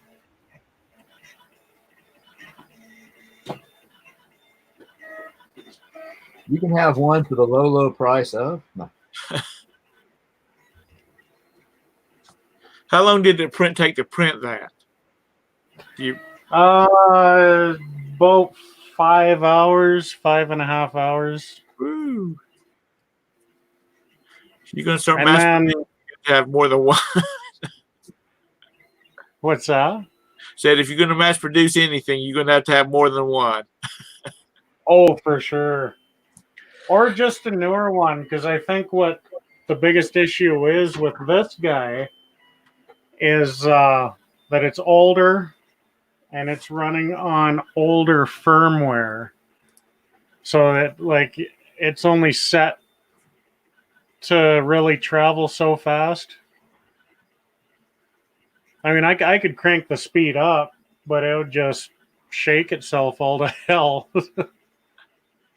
Hey, Steven. SSNS barn. Unless you're from Massachusetts, and it is bargain barn. Bargain. But those look, I follow a couple of guys that renovate vintage RVs, and mainly the 73 to 78 GMCs. Anyway, one guy, he has a printer, and he has the amber opaque filament. So he when he has to replace the lights up on top of the I don't know what you call them, the little yellow lights that's like across the hood of the top of the vehicle, clearance lights, maybe, is that what they're called? Like clearance lights, yeah. He has sat down and he's done all the pictures and scanning and everything on it. So he just turns on it, sets his 3D printer up, and he prints him out another one. I mean, all you got to do is have the CAD or whatever you call it designed for it and hit print. Sorry, Kid Stillmore. Yeah, Joanna, you need to be good at CAD design to make your own stuff. If you can make it in CAD, you can make it on a 3D printer. I think my issue is I tried. Will you leave that door closed, you damn cat? Stay in here anyway. It's warm. Those damn Canadian cats. Jeez. I'm glad I'm not keep it warm in here. I got to keep it warm in here and keep the door closed because drafts don't do well with 3D printers. I do not. But anyway, all the designs I've been printing, I've been basically mooching off other people. They're basically Creative Commons licenses is what they are. Yeah. But I think my issue with CAD is I got a program that it's so intensive, but it's almost difficult to learn how to use it. I mean, the CAD program I have is SolidWorks, Right. and the way I describe SolidWorks is it makes Photoshop look like Microsoft Paint. Jeez. It is that intensive of a program. It's a beast of a program. It's like 16 gigs. Wow. It's a 16 gigabyte install. Wow. And you're running on a 386? You know what This guy where I had a flea market. I had a booth in a flea market. He hit right after the 3D printers came out. He had all this stuff where you could basically, the camera part of a PlayStation. He had like 3 of them set up, and you would stand up on a platform, and he had built this thing so there's a motor driver that slowly moved the 3 cameras around you, so it literally scanned a person, like for a bust, and he would print out little busts of people. That's cool. But it would take a week for it to print it out. So you'd pay for it this week, it scanned it, and next week you'd come back and get it. Because it's and he had like 4 printers, and he kept them suckers going all the time. And but his printers were so slow. How are they? How are they power consumption wise? Are they efficient or? I have no idea. I'd be curious. So I know that you can get those little meters that you can plug into the wall and then plug your device into it and see how much power it's actually drawing. But no, I haven't. Because they probably have to build up a good bit of heat to melt that filament, don't they? Well, yeah, like the bed itself is heated to 70 Celsius. Talk English. I'm kidding. Where the hell is my... Hey, Google. Convert 70 degrees Celsius to Fahrenheit. So that's 160, give or take. That's pretty warm. And that's the bed. And it has to be kept hot to keep the plastic stuck to it. Right. And the extruder itself heats up to in the neighborhood of 450 Fahrenheit. Wow. So that's got to pull. I touched it one time, and it smarts. I'm glad you said you only touched it once. It's, I hope it stays cool in Canada during the summer, because I swear you're going to have 3 air conditioning units to keep your room cool. Well, right now, like my computer's a beast. It's an Alienware Area 51. And and I've got 2 monitors, and just those 2 alone will add 4 degrees to the room temperature. And then you got the 3D printer going. Well, that's another 4 or 5 degrees that it adds. I've got the big, I don't even know what they're called, the big light kit things I used to take pictures back there. If I leave those on for an extended period of time when I'm taking pictures, it'll put a little bit of heat out. They've got the good size fluorescent or whatever bulbs in them. I replaced the bulbs today in our kitchen with the neon ones, neon bulbs that's white. I mean, it's like when you flip the switch on, it's like poof, and it's white. And I was like, oh, maybe that wasn't such a good idea, because it's bright in there. Our house was built in the early 90s and moved in here in 97. It's probably built in 93, 94. And we got one of those long fluorescent light, in the kitchen. I hate it. It's been on the fritz for a long time, and we just use every other light in the kitchen that we can. We got a lamp plugged in there. I'm like, I don't want to mess with that thing. It comes on, but it flickers and Right. I hate it. Like I said, this sucker that's some bright white light. Yeah. Which I think is what they're using in a lot of YouTubers are using for their lighting, because it takes all the yellow out of it. And you don't want to mix yellow light and white light. Well, I saw a car today that had a traditional headlight, and he had one of the new blue ones, Oh wow. and or the neons or whatever they are. Boy, that had to mess up your eyes trying to drive with that, because there's such a distinct color difference. Oh yeah. I took those bulbs out of my light kit, and we've got a ceiling fan right up here. And I wanted to see how well it would come. If that would help me with streaming and stuff like that. And it changed the look of the whole room. It wasn't bright enough. I didn't get a good enough benefit off of it, but it definitely. I left them in there for a handful of days, and it's definitely different when you turn those kind of lights on versus turning on just the standard yellow, whatever they're called. I made up a Father's Day list for my kids. Some lights, Lighting makes a big difference. a green screen. One thing you might want to do for a green screen, I've tried it and had pretty good luck with it. I went to the Dollar Tree, and they make it's a little bit lighter than Cliff's, or it may be that it almost looks like the one Cliff has right behind him. And you can get a shower curtain for $1 and try that out. I might go by there tomorrow and get it, because I got to do a video about the cruise, and I want to take some footage that I shot when we were on our cruise and use it. The ocean going behind me, that type of thing. Right. I got to get that done. So,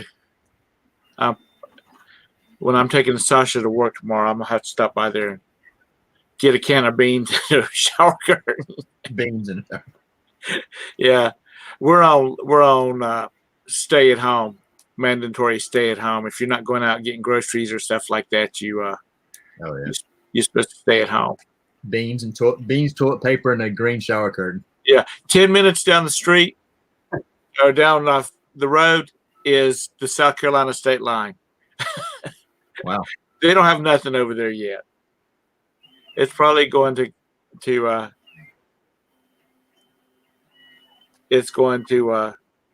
to them. Yeah. Yeah, this one cost me $12 from China. What's that? Your green screen? Green screen, yeah. Is it? Do you have it hung on something, or just like up on the wall, or what? Yeah, it's well, what you see there is they're tacks, but they're clear. So I figured the green would come through the clear tack, but what it is it's a little piece of green painter's tape over top of it. Right. Now, is there some above? The only one I really have a problem with is that one. That one doesn't disappear. The rest of them disappear. Just go buy you some good green paint. Paint a wall. Yeah, I saw it. It's been a long time ago, but a guy used his garage as a studio, and he spent like $30 having one of his walls. Because in garages they never finish them like they're supposed to. He had a guy come in there and finish them, and then he so it was smooth, and then he primed it with white paint. The primer paint to have a nice white base, and then he painted that whole wall with the Chrome 278, whatever that number, the color number is supposed to be. Right. Because he took it down to Lowe's and said, I need a can of green paint with this color number. Yeah, that's why I haven't started on my videos for my new channel, because I want to come out of the gate doing it right with lighting and what's behind me and all that. It's but some of these blokes have some nice studios and they don't have much into them because prices have come down. So get out on YouTube and look up budget. What did I search for? Budget YouTube studio. There's a lot of good ideas out there for ways to save a lot of money on doing that kind of stuff. I'm just limited on space. This is my bedroom, and I'm already taking over half of it. I can't dedicate any more room for just YouTube, Oh, Like- what? She was in like the basement or someplace like that. That's y'all's bedroom. Yes. Well, she's not at home. She's either asleep or. No, they actually just pulled up. They should be in the house in a minute, but yeah, we've got clothes and stuff going in the closet. We don't have a lot of furniture in here. We got a bed, a desk, and she's got a jewelry cabinet over there. But Right. Hold on just a second. Hey, Deb, how are you doing, girl?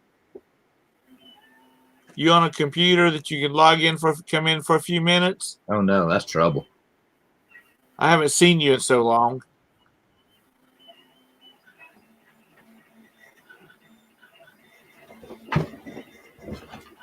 Yeah, she got motivated about November of last year. That's good. I need to get some of that motivation. And she was like working on all her projects and okay. Well, I'm glad you popped in for a few minutes. I hope you're doing good. Your mom doing okay up there?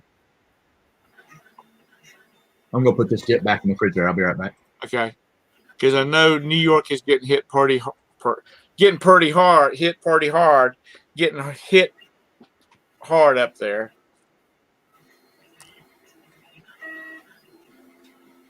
Or at least the city is.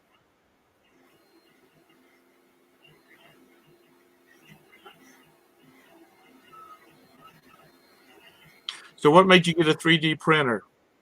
Just want to try something different? It was at a garage sale. Oh, The little, and it was $200. This particular model, brand new, was a $1,300 unit. right.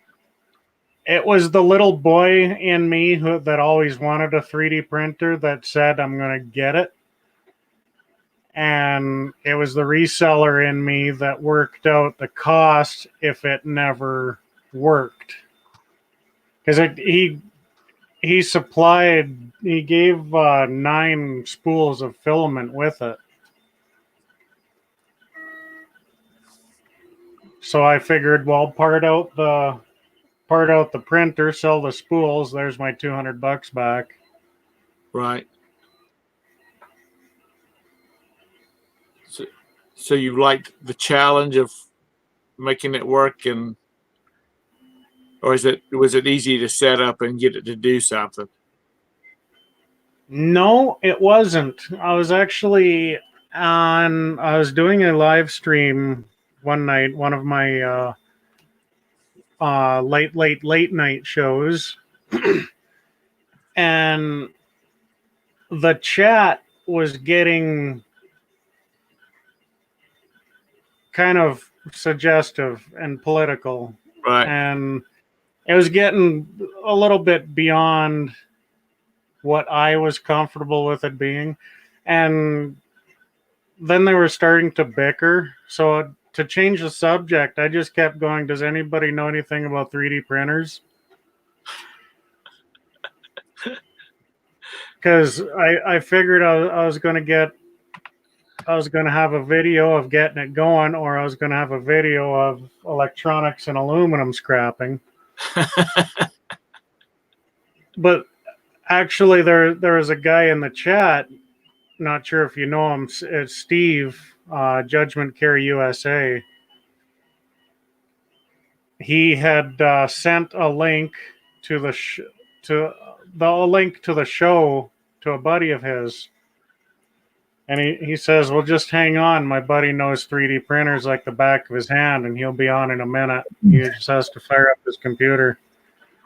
So I shared my screen of the program, and he talked me through what settings it should have, and I clicked connect, and it woke right up, and I was able to do stuff with it, and the rest I just kind of learned on my own / YouTube University.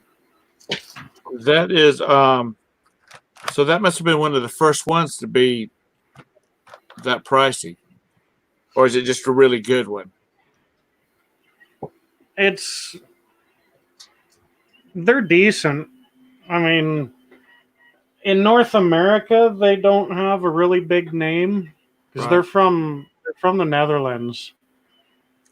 So if you need a $15 part for it, you're still paying $95 just to ship it. Right.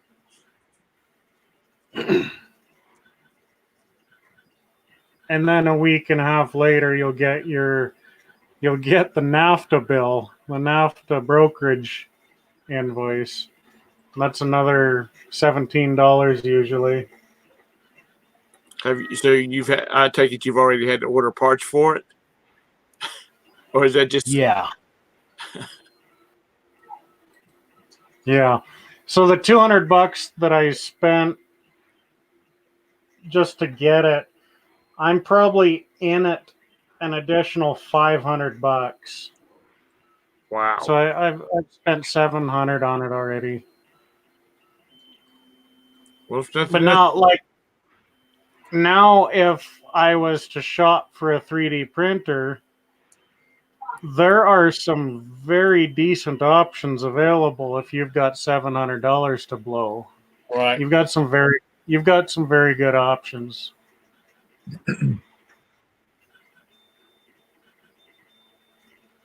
Well, that I was really impressed with your YouTube side. That was really cool. Yeah.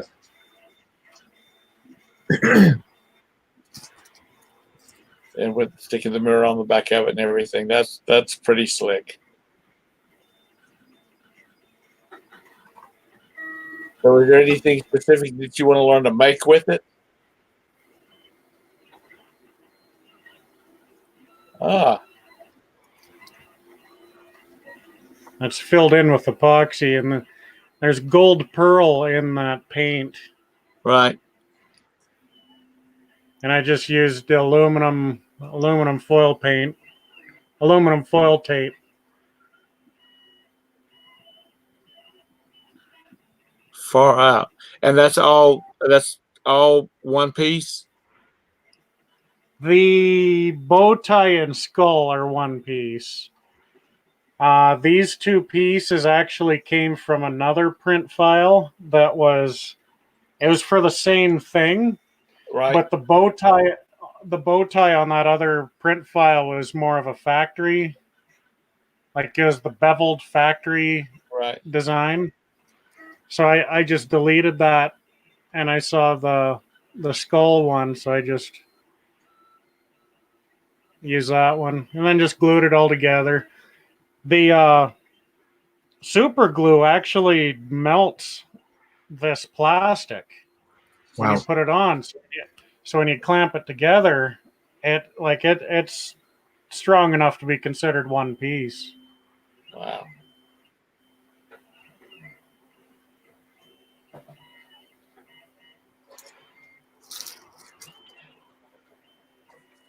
Greg, you need a hobby like that. You like hockey? Go Oilers! Oh, that's pretty cool. But I'm more of a Flyers fan. If I picked up a hobby or something like that, I'd probably go with the Oh, that's sweet. or something like that.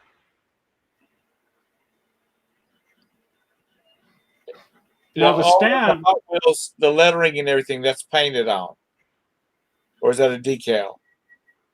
It's depth. It's 3D. Aren't Oh, the is it? letters? yeah, Right. it's. I've got another one here that I didn't resin up. I painted it and I realized it was the wrong color. But it's about 3/8 of an inch deep. Oh, wow. And then once I had it painted, I just filled it in with epoxy. Oh, that's wicked. And those pegs are actually pieces of plastic coat hanger. Got creative. So, NASCAR man, Derek. Derek, he needs one of those for hitting behind him. He was in. I made a video. making the Hot Wheels one, and I posted it as a premiere, and he was watching the premiere, and someone had asked, "Are you selling these?" And like legally, I can't really dress them up like that in factory colors and then sell them because the print design is Creative Commons, and then usually the color and letter scheme is patented. But I had told them, but I basically told them like I'm just doing this for fun right now, Right. just as a hobby. But like the reseller in me always says, everything has a price. Right. And Derek went, laugh out loud. That last comment was for me. Well, that's really cool. The resin on it looks really, really good too. Well, that's where you sell him a pencil for $45 and say, I'll just drop this in the box and I ship you the pencil. Yeah. You get this for free. Yeah, that's like that. You know, they used to couldn't sell you, like computer shops couldn't sell you a copy of Windows without a piece of hardware. So the guy that I used to buy a lot of stuff from down in Rock Hill, if we'd have, because our computers ran all the time, we would burn them up, or they'd start rattling and whatnot, and our hard drives. So I just stack them up and take them down there to him, and you bought a hard drive, and here's the here's your operating system. Right. You know, it's a pre-owned hard drive. I don't know whether it'll work or not. Are you? Oh, there you are. Yeah, that's crazy. It used to be a lot of shops down here. If you did it, you could buy like a stick of memory that was pretty cheap, and that would qualify as well. I remember when 100 megabyte stick of memory, a stick of RAM cost you $200. Definitely. And if you had when my first 500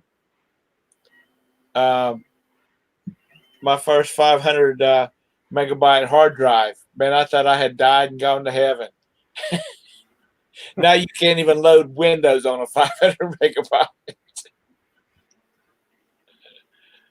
The good days, learning about computers. I learned how to game playing Command and Conquer.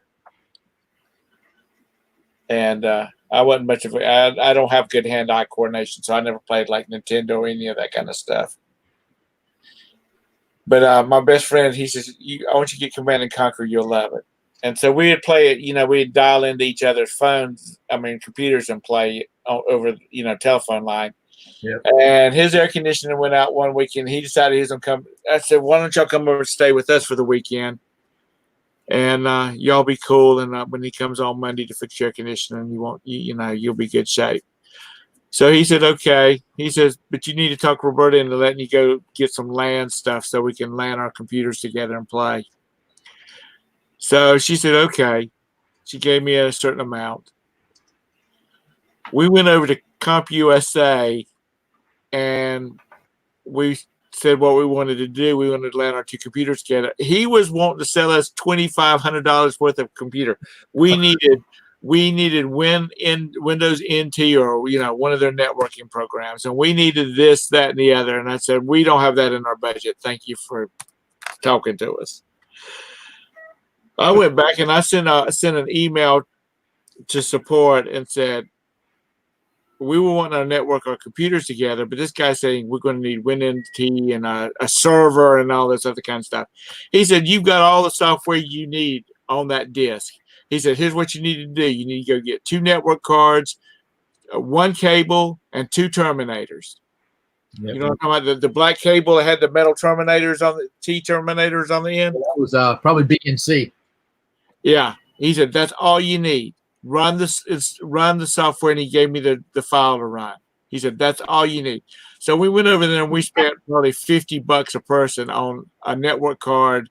And well, we ended up getting 2 cables and 3, and because we have another friend that was on play with us, and he ended up stopping and getting a network card and came over, and we played Command and Conquer all weekend on a network, and our wives went shopping.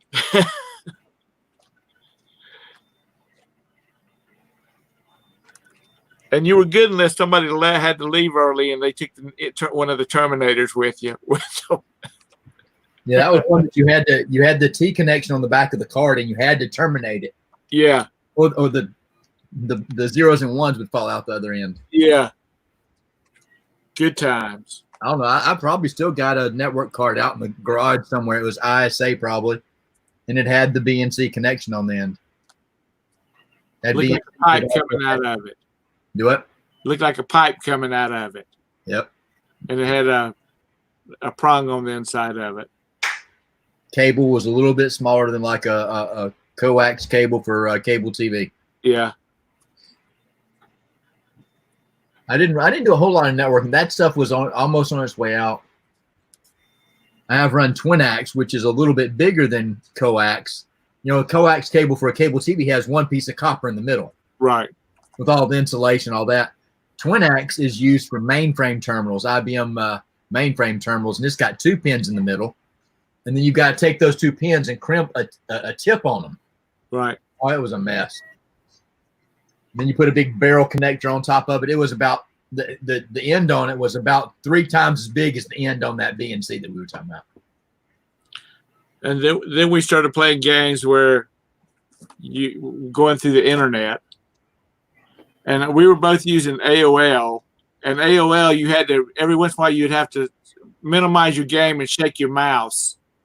Yeah. Or it would disconnect you. And then you'd pull the game back up. Yep. Hey, Nikki, how's it going? Hey, Nikki. 5.5. I don't know that I have any 5.5. I did have software on 5.5. When the first computer I ever got was a Commodore 64. I check it out. Nice. Is that Leisure Suit Larry or? Oh, I love Leisure Suit. Oh, that's a Tandy. Nice. I love Leisure Suit Larry. Don't make fun of him. Those were good games back in the day. I hate to use the word I was a hardcore gamer, but with Commodore 64, there was a lot of good games that came out. And you just had dang 8-bit color, and that was it. It was. I played some great games on that system. I tell my boys, I said, the first computer games I played was you walked into a room and there's such and such and such and such. And there's a door to the left and the door to the right. What do you want to do? Pick up item. Yeah. Pick up hammer. Go north. Go east. Yep. Yeah. Zork was one of the first ones I played, which was like that. Go through doorway.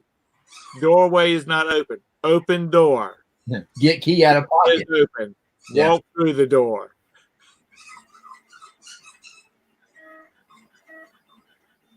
But, those were killer computers back in them days. It was amazing what they could do with such little resources, Yeah. And you look at now, and I think game programmers and programs in general are so sloppy because they have so much hardware.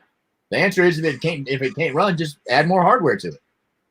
Yeah, a guy I know that works for Microsoft said if they were to rewrite or recode Windows and leave out all the shit that hasn't been used in 50 years, he said it'd be a lot smaller. You probably could put it on one CD. You could fit it on an AOL disk. Yeah.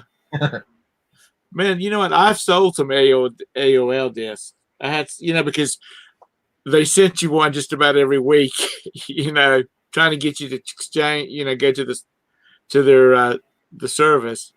And somehow or another, I had a box up there that had the 3.5s. Yeah. in the sealed packages because they'd come in the mail, and I listed those things for a long time. They were anytime you bought a computer magazine back then, it was always included with the computer magazine. And then it went to they started doing the CDs. They started coming out with the CDs. I had to laugh when that happened because there wasn't any difference in the software. Yeah. And like you just went from something that fits on in less than 2 meg to something that's 600 meg. Yeah. We our first computer was a compact 386. No, it was a 286-66. Was that a Presario? Yes, it was. I think the first one I bought About $2,900. I think I paid $900 when I bought mine, and that was in 1990, 92, 93. Okay. Yes. I bought it. Ours was in 94. Ours was in 94. Mine may have been further out than that. It may have been about that time. I bought it at Circuit City, and it was on clearance. It was an open box. I think and that was without monitor. Anything I had to buy. I ended up buying a modem to put in it, and I bought a Packard Bell monitor. Well, ours was all inclusive. It had a monitor and everything with it. Yep. It was and it was $2,900. That's what I paid for this one I'm sitting on right now. It's a little bit better than a 286 though. $2,900. You can go buy a damn hellacious damn Mac, or a Alienware or whatever. Yep. Matter of fact, I was talking to a buddy of mine that he works for the hospital, and that's his job is keeping all those computers going. And we were laughing about it. He said $2,900. I don't know whether I could just spend $2,900 on a computer, without just throwing money away for bull, And but these days, computers are they're like a microwave. They're like a TV. They're getting to be disposable. It breaks, you go buy another one. Well, they just fix it so like you could unplug your hard drive out of this one and plug it into a new one, and it would, run.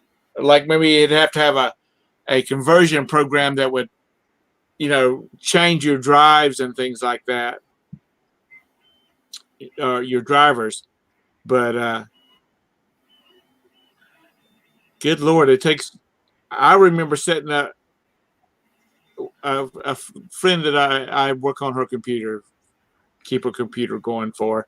She bought a new computer, and it took longer to set that sucker up. Oh yeah. Than it did when the days when I'd go buy the stuff, a hard drive, an operating system, and load it from scratch. Yep. Do you have any solid state drives? That's what's in my MacBook. Is it? I ordered it, and it's amazing how much faster it is booting up. We've got a 500 gig solid state. It's a i7. I think it's got 16 gig of memory. My best friend's a gamer, and he's got a terabyte SSD that he runs as only thing is on it is operating system.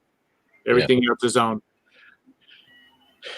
Any of the games he's playing is running off of a separate SSD, and then anything like Office or anything like that is just running off of a big old hard drive. It's getting to the point where it's so dang fast that way. It's crazy. Is it? Oh, and SSDs are cheaper than spinners nowadays too. Yeah. But I think the older stuff is probably going to start going away, and that's why it's getting cheaper. I hadn't even looked at it.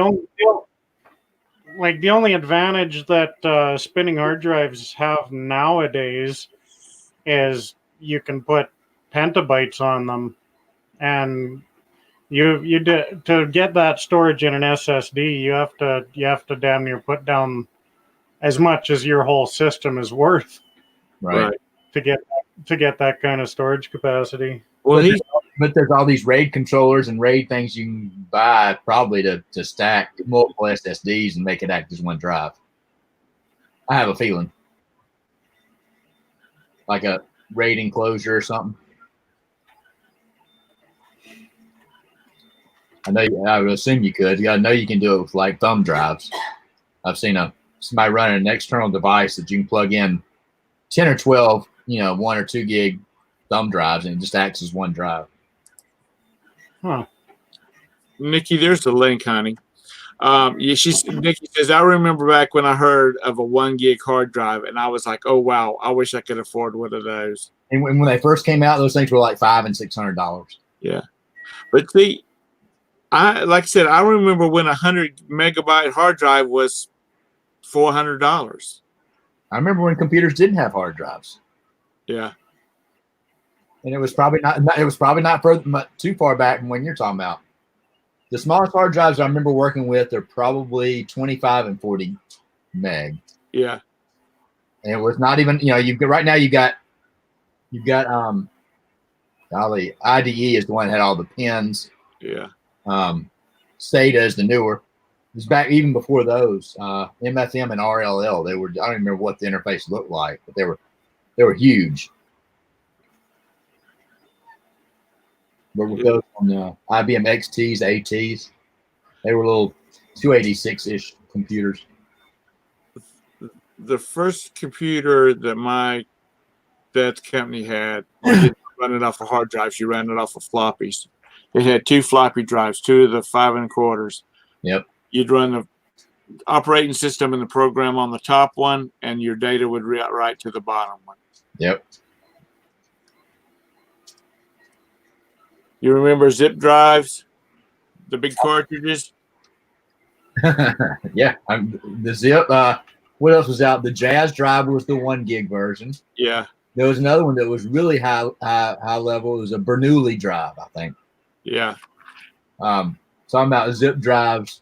About the time those came out, maybe a couple years after they came out, I decided I've never been big in the stock market. I bought some stock in iOmega, and it freaking crashed. I was like, I've only bought a couple of stocks. I bought that and lost money.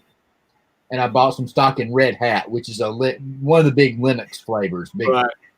Yeah, they're down the street from us. I knew it was coming out. I know they were IPO, and I kept an eye on it. Every day I'd go into work, and that'd be the first thing I do. I'd check the news, see if it'd come out. And I came in the day that it IPO'd, and I forgot to check. I checked it at like noon. I think I got in at $35, $40 a share. I didn't have a lot of money to put into. I think I spent a couple $100. It spiked up to 200. It spiked up to 200 or 300 and split. And I held on to it. And I held on to it too long. And I made okay money. I didn't make anything what I should have made on it, though. Right. I just don't have the knowledge to do that kind of stuff, so I stay away from it. But yeah, people's been messing with computers for a while.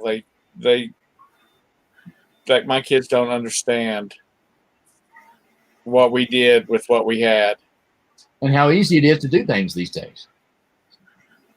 I came across a YouTube video where they plumped down this 80s computer in front of 10-year-olds.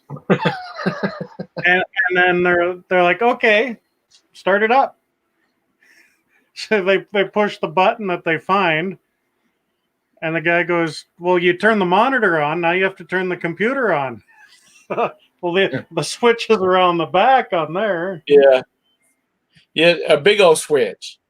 Usually it was like what? It was a red lever. Yeah, and it was about an inch wide.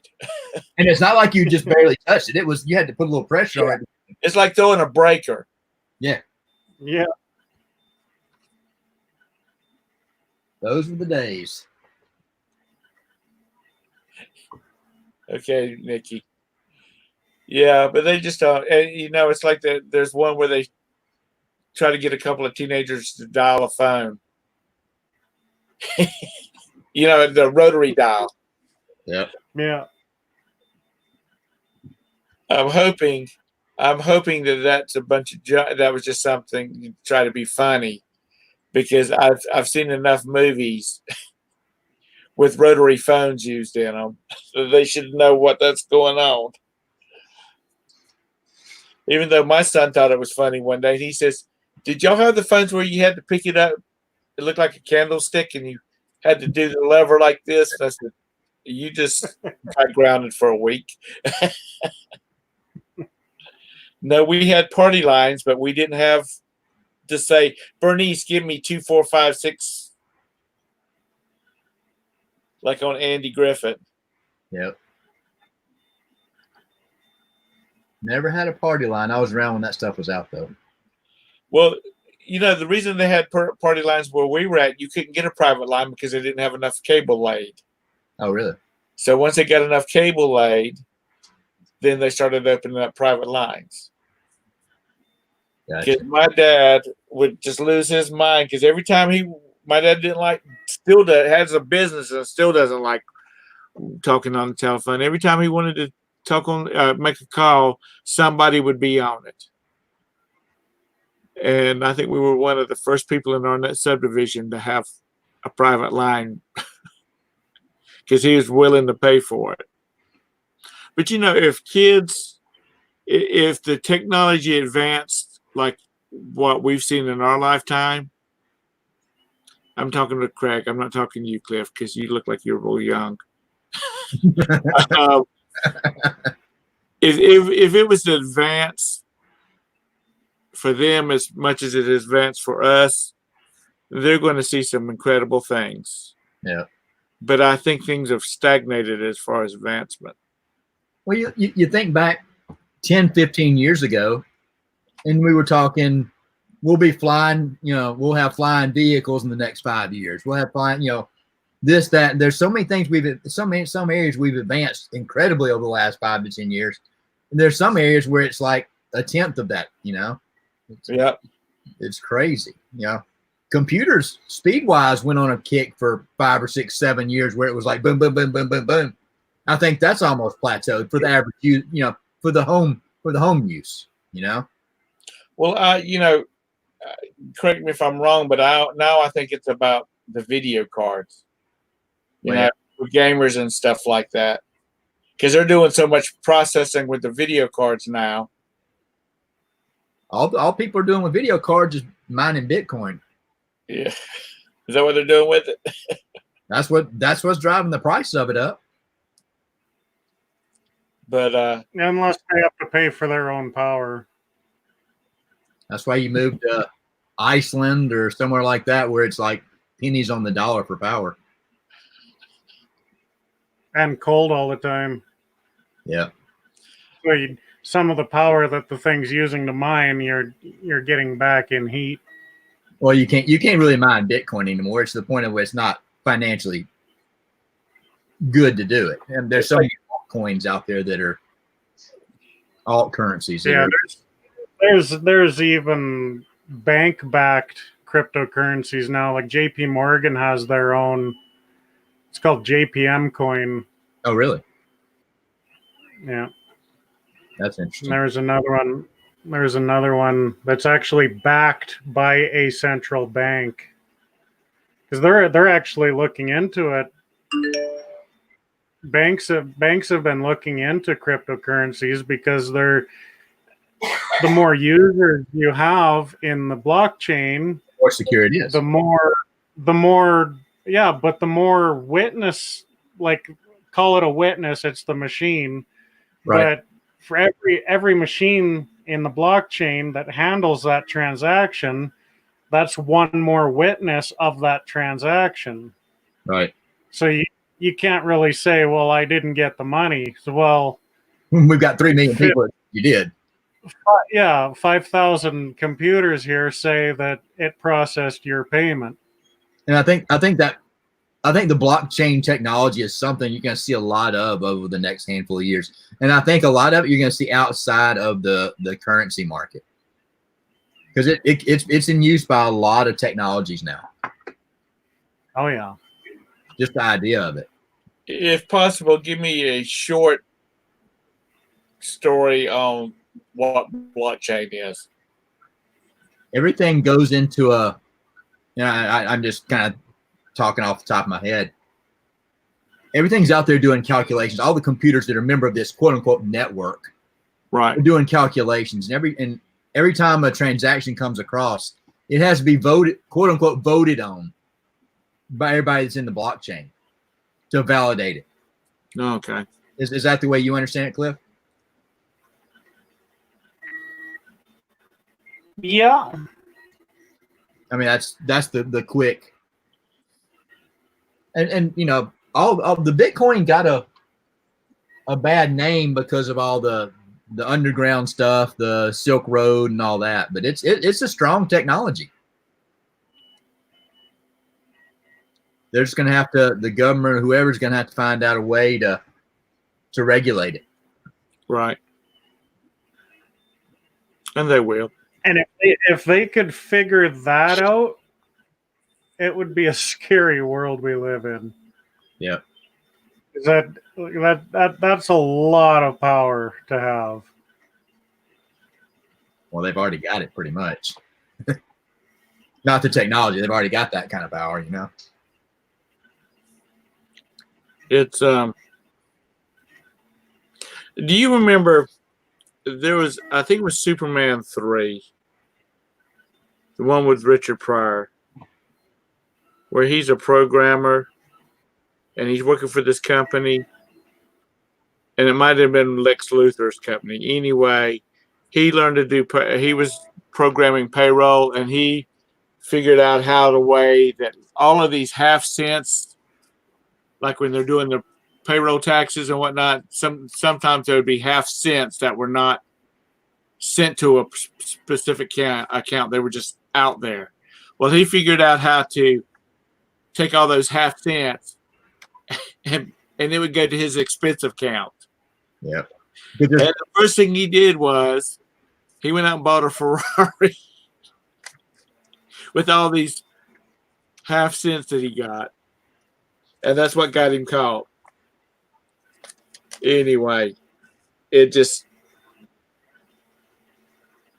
makes you wonder, like when I used to have to do payroll for the company, I would you'd look at all these numbers, and sometimes it just didn't make sense. A lot of rounding was going on. Yep.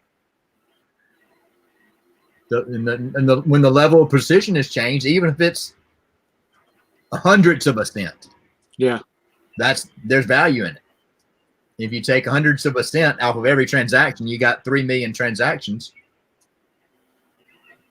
You know? Yeah, that's a lot of thousands of a cent. Yep. It's like this old guy used to live next door to. If he saw a penny, he'd pick it up, and his wife would say, "Oh, that was it tails was up, so it's unlucky." He said, "No, it's only unlucky that you didn't pick it up." He says, "Because that's 1 cent, and if you have enough 1 cent, you've got $1 million."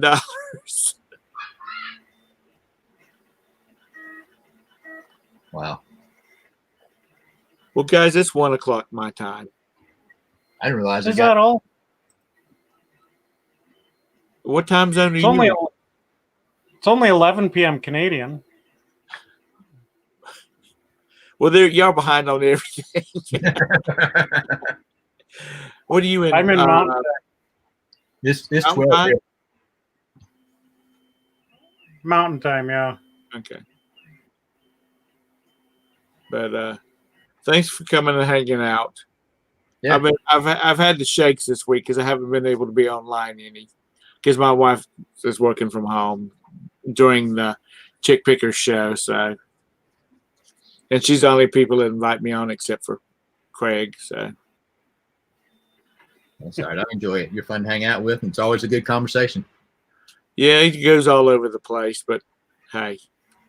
But I like those kind of conversations, though. I like having this kind of, I hate to even call them shows, but just hangouts, because the conversation just flows. It's not like you're trying to stick to a script and we got to talk about this and we got to talk about that. And we got to, Just, the retailing aspect has been talked to death, Yep. So as we have said before, so especially, you know, I mean, like the 3D printer. That's pretty cool to see the stuff he had printed out and whatnot. And I'm always interested in people's hobbies. I'm one of these people that will pat you on the back and say, good job. So anyway, anybody that's still left in the audience, thank y'all for coming in. I appreciate it. That's all right, Nikki. You probably needed to rest. So she can go back. The play button still works after the show's over. Yeah, you can go back and watch the replay. All the real work happened before I got here. All right, so y'all have a great night. Thanks again. Later. See ya. Thanks, Cliff. See you, Tom.